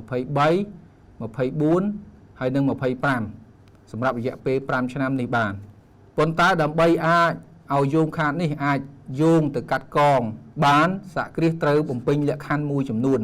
ទី1សហគ្រាសត្រូវមានភស្តុតាងបញ្ជាក់ពីការខាតបង់នេះមានន័យថាអស់លោកស្រីត្រូវកត់ត្រាការខាតបង់នេះឲ្យបានត្រឹមត្រូវនៅក្នុងរបាយការណ៍ហិរញ្ញវត្ថុរបស់ខ្លួនទី2មិនត្រូវទទួលរងការកំណត់ពន្ធជាឯកតោភាគីទេក្នុងករណីដែលសហគ្រាសទទួលរងការកំណត់ពន្ធជាឯកតោភាគីគឺទឹកប្រាក់ខាតបង់ពីមុនគឺมันអាចយោងមកកាត់កងនៅក្នុងឆ្នាំដែលសហគ្រាសទទួលរងនៅការកំណត់ពន្ធជាឯកតោភាគីបានទេនិងទី3គឺมันបានផ្លាស់ប្ដូរសកម្មភាពអាជីវកម្មសហគ្រាសក្នុងករណីដែលសហគ្រាសធ្វើការផ្លាស់ប្ដូរសកម្មភាពអាជីវកម្មគឺការខាតបង់នោះมันអាចយកមកកាត់កងពីសកម្មភាពចាស់មកសកម្មភាពថ្មីបានទេឥណទានពន្ធបរទេសនេះកើតឡើងជាទូទៅចំពោះអ្នកជាប់ពន្ធនិវាសនជនពីព្រោះអ្នកជាប់ពន្ធនិវាសនជនគឺមានកាតព្វកិច្ចជាប់ពន្ធលើប្រាក់ចំណូលទាំងប្រាក់ចំណូលប្រភពកម្ពុជានិងប្រាក់ចំណូលប្រភពបរទេសដូច្នេះប្រភពចំណូលបរទេសអាចត្រូវបានបង់ពន្ធទៅតាមច្បាប់នៃប្រទេសបរទេសហើយដូច្នេះប្រាក់ពន្ធដែលបានបង់នៅក្រៅប្រទេសរួចអ្នកជាប់ពន្ធអាចយកប្រាក់ពន្ធដែលបានបង់នោះមកធ្វើជាឥណទានពន្ធសម្រាប់កាត់កងពីពន្ធលើប្រាក់ចំណូលដែលត្រូវបង់នៅក្នុងប្រជាណាចក្រកម្ពុជាបានប៉ុន្តែដើម្បីអាចយកមកធ្វើឥណទានបានសហគ្រាសត្រូវមានឯកសារបញ្ជាក់អំពីការបង់ពន្ធនោះអាចជាឯកសារបញ្ជាក់ពីរដ្ឋបាលសារពើពន្ធវិធីគណនាពន្ធលើប្រាក់ចំណូលខាងក្រោមនេះគឺជាវិធីនៅក្នុងការគណនាពន្ធលើប្រាក់ចំណូលដោយសង្ខេបហើយយើងនឹងឃើញលម្អិតនៅក្នុង slide បន្តបន្ទាប់ដោយក្នុងនោះដើម្បីអាចគណនាពន្ធលើប្រាក់ចំណូលបានសហគ្រាសត្រូវចាប់ផ្ដើមធ្វើទាញយកលទ្ធផលគណនេយ្យមុនបង់ពន្ធជាមុនសិនបន្ទាប់មកសហគ្រាសត្រូវធ្វើយកលទ្ធផលនេះហើយធ្វើនិយត្តកម្មឬក៏ធ្វើការកែតម្រូវទៅតាមច្បាប់ស្ដីពីសារពើពន្ធដោយការធ្វើនិយត្តកម្មនេះគឺសហគ្រាសទៅធ្វើនិយត្តកម្មចំពោះចំណូលហើយនឹងចំណាយក៏ដូចជាធាតុមួយចំនួនផ្សេងទៀតដើម្បីអាចគណនារោគលទ្ធផលពន្ធលើប្រាក់ចំណូលឃើញក្នុងនោះសហគ្រាសត្រូវយកបូកនឹងចំណាយមិនអាចកាត់កងបានបូកជាមួយនឹងចំណូលជាប់ពន្ធតែមិនបានកត់ត្រាក្នុងបញ្ជីគណនេយ្យដកជាមួយនឹងចំណាយមិនបានកត់ត្រាក្នុងបញ្ជីគណនេយ្យតែជាចំណាយអាចកាត់កងបាននិងដកចំណូលបានកត់ត្រាក្នុងបញ្ជីគណនេយ្យតែជាចំណូលមិនជាប់ពន្ធនេះគឺជានិយត្តកម្មដែលសំខាន់នៅក្នុងការគណនាពន្ធលើប្រាក់ចំណូលដែលត្រូវបង់ហើយទីទៀតយើងនឹងឃើញលម្អិតបន្ថែមពាក់ព័ន្ធជាមួយនឹងការធ្វើនិយត្តកម្មនេះក្រោយធ្វើនិយត្តកម្មចំពោះចំណូលចំណាយទាំងនេះគឺយើងទទួលបានប្រាក់ចំណេញខាតក្រោយនិយត្តកម្មបន្ទាប់មកទៀតសហគ្រាសត្រូវគណនារោគចំណាយសប្បុរសធម៌ដែលមិនអនុញ្ញាតឲ្យកាត់កងជាមួយនឹងការប្រាក់ក៏ដូចជាការប្រាក់ដូចដែលខ្ញុំបានធ្វើបទបង្ហាញនៅក្នុងវីដេអូផ្នែកទី2ពាក់ព័ន្ធជាមួយនឹងចំណាយជាក់លាក់មួយចំនួនដែលត្រូវការវិធានដោយឡែកនៅក្នុងការគណនាហើយដកជាមួយនឹងយោងខាតពីឆ្នាំមុនដែលអនុញ្ញាតនេះគឺយោងខាតដែលខ្ញុំបានបង្ហាញនៅ slide មុនពាក់ព័ន្ធជាមួយយោងខាតក្នុងករណីដែលសហគ្រាសមានយោងខាតពីមុនមកបន្ទាប់មកគឺសហគ្រាសទទួលបានប្រាក់ចំណូលជាប់ពន្ធឬក៏ខាតសម្រាប់គណនាពន្ធលើប្រាក់ចំណូលហើយប្រាក់ចំណូលជាប់ពន្ធនេះនឹងត្រូវគុណជាមួយនឹងអត្រាពន្ធលើប្រាក់ចំណូលហើយយកមកដកជាមួយនឹងឥណទានពន្ធបរទេសប្រសិនបើមានទើបទទួលបានបំណុលពន្ធលើប្រាក់ចំណូលនៅពេលទទួលបានបំណុលពន្ធលើប្រាក់ចំណូលនេះហើយសហគ្រាសត្រូវធ្វើការប្រៀបធៀបជាមួយនឹងពន្ធអបបរមាក្នុងករណីដែលបំណុលពន្ធលើប្រាក់ចំណូលនេះធំជាងពន្ធអបបរមាគឺត្រូវយកបំណុលពន្ធលើប្រាក់ចំណូលនេះជាមូលដ្ឋានសម្រាប់បង់ពន្ធលើប្រាក់ចំណូលក្នុងករណីដែលបំណុលពន្ធលើប្រាក់ចំណូលនេះតូចជាងពន្ធអបបរមានឹងក្លាយទៅជាបំណុលពន្ធលើប្រាក់ចំណូលដែលសហគ្រាសត្រូវបង់បន្ទាប់មកទើបយកមកកាត់កងជាមួយនឹងឥណទានពន្ធផ្សេងៗដែលខ្ញុំបានធ្វើបទបង្ហាញនៅក្នុង វីដេអូទី4វីដេអូផ្នែកទី4ពាក់ព័ន្ធនឹងពន្ធឥណទានពន្ធកាត់ទុកឥណទានប្រាក់រំដោះពន្ធលើប្រាក់ចំណូលនិងឥណទានពន្ធលើប្រាក់ចំណូលយោងពីឆ្នាំមុនមកហើយចុងក្រោយទើបទទួលបានលទ្ធផលពន្ធលើប្រាក់ចំណូលត្រូវបង់ឬយោងទៅឆ្នាំបន្ទាប់នេះគឺជាវិធីក្នុងការគណនាពន្ធលើប្រាក់ចំណូលដោយសង្ខេបរបៀបបំពេញលិខិតប្រកាសពន្ធលើប្រាក់ចំណូលនេះគឺជាសម្រង់នៃខ្លឹមសារទាំងអស់នៅក្នុងលិខិតប្រកាសពន្ធលើប្រាក់ចំណូលដែលក្នុងនោះគឺលិខិតប្រកាសពន្ធលើប្រាក់ចំណូលនឹងមាន20ទំព័រនៅក្នុងទំព័រទី1និងទំព័រទី2គឺនិយាយអំពីព័ត៌មានទូទៅរបស់សហគ្រាសទំព័រទី3និងទី4គឺតារាងតុល្យការដែលក្នុងនោះគឺយើងមានការដាក់ជាកំណត់សម្គាល់ A0 ដល់ A50 សម្រាប់គណនីនីមួយៗនៅក្នុងតារាងតុល្យការហ្នឹងទំព័រទី5ដល់ទី6គឺនិយាយអំពីរបាយការណ៍លទ្ធផលដែលមានកំណត់សម្គាល់ B0 រហូតដល់ B44 ហើយខ្ញុំសូមបញ្ជាក់ថាសម្រាប់តារាងតុល្យការហើយនឹងរបាយការណ៍លទ្ធផលនេះគឺសហគ្រាសត្រូវអនុវត្តទៅតាមវិធានស្តង់ដារគណនេយ្យនៅក្នុងការរៀបចំតារាងតុល្យការហើយនឹងរបាយការណ៍លទ្ធផលនេះសម្រាប់ទំព័រទី7ដល់ទី8គឺថ្លៃដើមចំពោះសហគ្រាសផលិតកម្មហើយនឹងថ្លៃដើមសម្រាប់សហគ្រាសក្រៅពីផលិតកម្មទំព័រទី9ដល់ទី10គឺតារាងសម្រាប់យើងគណនាពន្ធលើប្រាក់ចំណូលនេះគឺជាតារាងដែលសំខាន់នៅក្នុងការគណនាថាតើជាក់ស្ដែងពន្ធលើប្រាក់ចំណូលដែលត្រូវបង់ប្រមាណហើយនៅក្នុងតារាងនេះយើងនឹងឃើញមានការធ្វើនិយត្តកម្មដោយដែលខ្ញុំបានសង្ខេបខាងលើជូនហើយសម្រាប់ទំព័រទី11គឺការគណនាវិភាគទានសប្បុរសធម៌ដែលខ្ញុំក៏បានធ្វើបទបង្ហាញផងដែរនៅក្នុងវីដេអូផ្នែកទី2ពាក់ព័ន្ធជាមួយនឹងវិភាគទានសប្បុរសធម៌ហើយនឹងការប្រាក់សម្រាប់ទំព័រទី12គឺតារាងសម្រាប់គណនាតាមដានការខាតយោងទំព័រទី13គឺតារាងគណនារំលោះតាមច្បាប់ស្តីពីសារពើពន្ធទំព័រទី14រំលោះពិសេសទំព័រទី15គណនាតម្លៃលើសឬខ្វះពីការលក់ទ្រព្យសកម្មទំព័រទី16តារាងគណនាសង្ឃវិធានធនទំព័រទី17យើងមានឧបសម្ព័ន្ធទី1អានេះចំពោះតារាងប្រវត្តិការជាមួយបុគ្គលតាក់ទិននៅក្នុងករណីដែលសហគ្រាសមានប្រវត្តិការជាមួយបុគ្គលតាក់ទិនហើយដើម្បីកំណត់ថាតើបុគ្គលនិយមន័យបុគ្គលតាក់ទិនមានន័យយ៉ាងម៉េចអស់លោកលោកស្រីអាចទៅមើលនៅក្នុងប្រកាសលេខ986ស្ដីពីវិធាននិងនីតិវិធីសម្រាប់បែងចែកចំណូលចំណាយក្នុងចំណោមបុគ្គលតាក់ទិនបានទើបអស់លោកលោកស្រីអាចកំណត់បានថាតើអស់លោកស្រីមានប្រវត្តិការជាមួយបុគ្គលតាក់ទិនឬក៏អត់ហើយសម្រាប់ទំព័រទី18ដល់ទី20គឺជាឧបសម្ព័ន្ធទី2សម្រាប់សហគ្រាសដែលមានសាខាយើងចូលមកពិនិត្យលម្អិតពាក់ព័ន្ធជាមួយនឹងលិខិតប្រកាសពន្ធលើប្រាក់ចំណូលនៅក្នុងទំព័រទី1និងទំព័រទី2ដែលខ្ញុំបានបញ្ជាក់ខាងដើមគឺមាននិយាយអំពីព័ត៌មានទូទៅរបស់សហគ្រាសនៅក្នុងនោះគឺទំព័រទី1ផ្ដោតទៅលើព័ត៌មានអំពីសហគ្រាសទូទៅក្នុងនោះរួមមានសហគ្រាសត្រូវបំពេញការីបរិច្ឆេទនៃសារពើពន្ធត្រូវបំពេញឈ្មោះលេខវ៉ាត់ទីនហើយនឹងព័ត៌មានទូទៅផ្សេងទៀត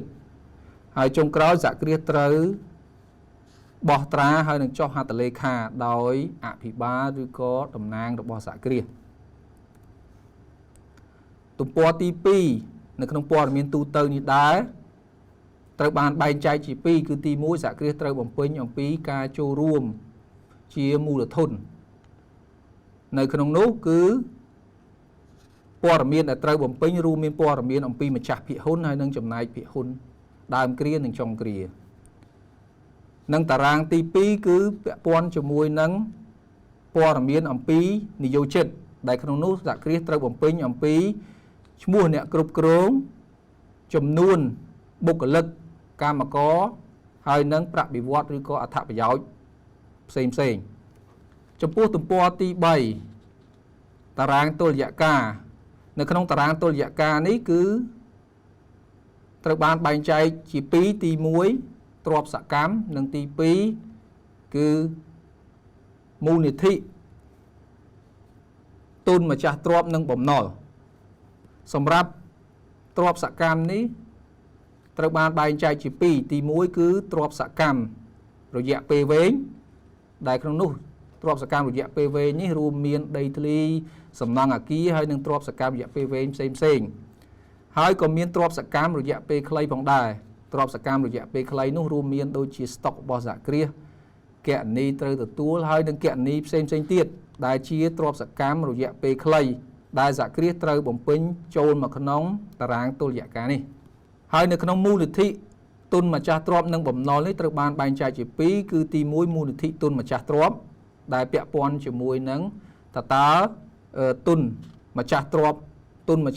នឹងមានទឹកប្រាក់ចំនួនប៉ុន្មានទី2បំណុលត្រូវបានបែងចែកជាពីរទៀតគឺទី1បំណុលរយៈពេលវែងនិងទី2បំណុលរយៈពេលខ្លីហើយបំណុលរយៈពេលវែងជាទូទៅគឺជាបំណុលពីធនាគារហើយបំណុលរយៈពេលខ្លីជាទូទៅគឺគណនីត្រូវសងហើយនិងបំណុលរយៈពេលខ្លីផ្សេងទៀតសម្រាប់ទំព័រទី5និងទី6នេះសហគ្រាសត្រូវ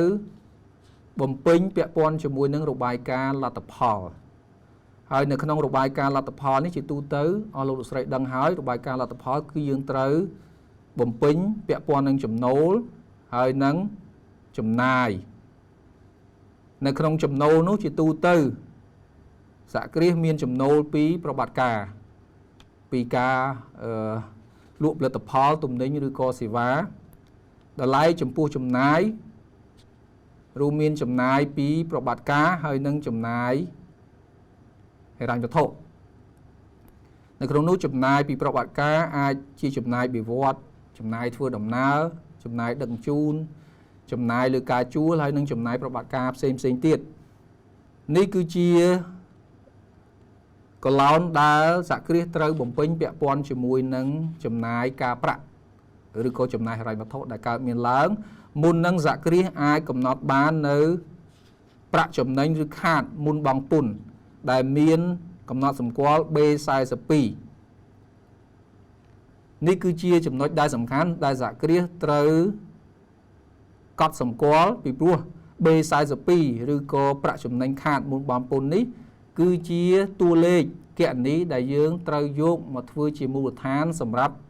ធ្វើនិយត្តកម្មក្នុងការគណនាពន្ធលើប្រាក់ចំណូលហើយទីទៀតយើងនឹងឃើញនៅក្នុងទំព័រទី9និងទី10នៅក្នុងការគណនារោគពន្ធលើប្រាក់ចំណូលសម្រាប់ទំព័រទី7និងទី8នេះគឺសម្រាប់គណនាថ្លៃដើមដែលយើងយកមកបំពេញនៅក្នុងតារាងទី5នេះនៅក្នុងទំព័រទី5នេះគឺយើងមានបំពេញថ្លៃដើមហើយថ្លៃដើមនេះត្រូវបានបំពេញនៅក្នុងត្រូវបានគណនានៅក្នុងទំព័រទី7ហើយនិងទំព័រទី8ទំព័រទី7នេះគឺសម្រាប់ការគណនាថ្លៃដើមចំពោះសហគ្រាសផលិតកម្មនៅក្នុងនោះសហគ្រាសត្រូវបំពេញស្តុកវត្ថុធាតុដើមគ្រាចំណាយទិញក្នុងគ្រានិងស្តុកចុងគ្រាហើយក៏រួមមានចំណាយផ្សេងទៀតដែរដែលចូលរួមនៅក្នុងផលិតកម្មផ្ទាល់រួមមានប្រាក់បៀវត្សរំលោះហើយនិងប្រេងឥន្ធនៈផ្សេងសម្រាប់ទំព័រទី8គឺជាថ្លៃដើមចំពោះសហគ្រាសក្រៅពីផលិតកម្មដូចគ្នាផងដែរការក្នុងការបំពេញនេះសហគ្រាសត្រូវពិនិត្យមើលទៅតាមធាតុនីមួយក្នុងនោះចំពោះសហគ្រាសក្រៅផលិតកម្មសហគ្រាសត្រូវបំពេញស្តុកទំនិញដើមគ្រានិងចំណាយទិញក្នុងគ្រាត្រូវបំពេញចំណាយផ្សេងផងដែរហើយចុងក្រោយគឺបំពេញស្តុកទំនិញចុងគ្រាសម្រាប់តារាងគណនាពន្ធលើប្រាក់ចំណូលនៅក្នុងទីទំព័រទី9និងទី10នេះគឺជាតារាងដែលសំខាន់នៅក្នុងការ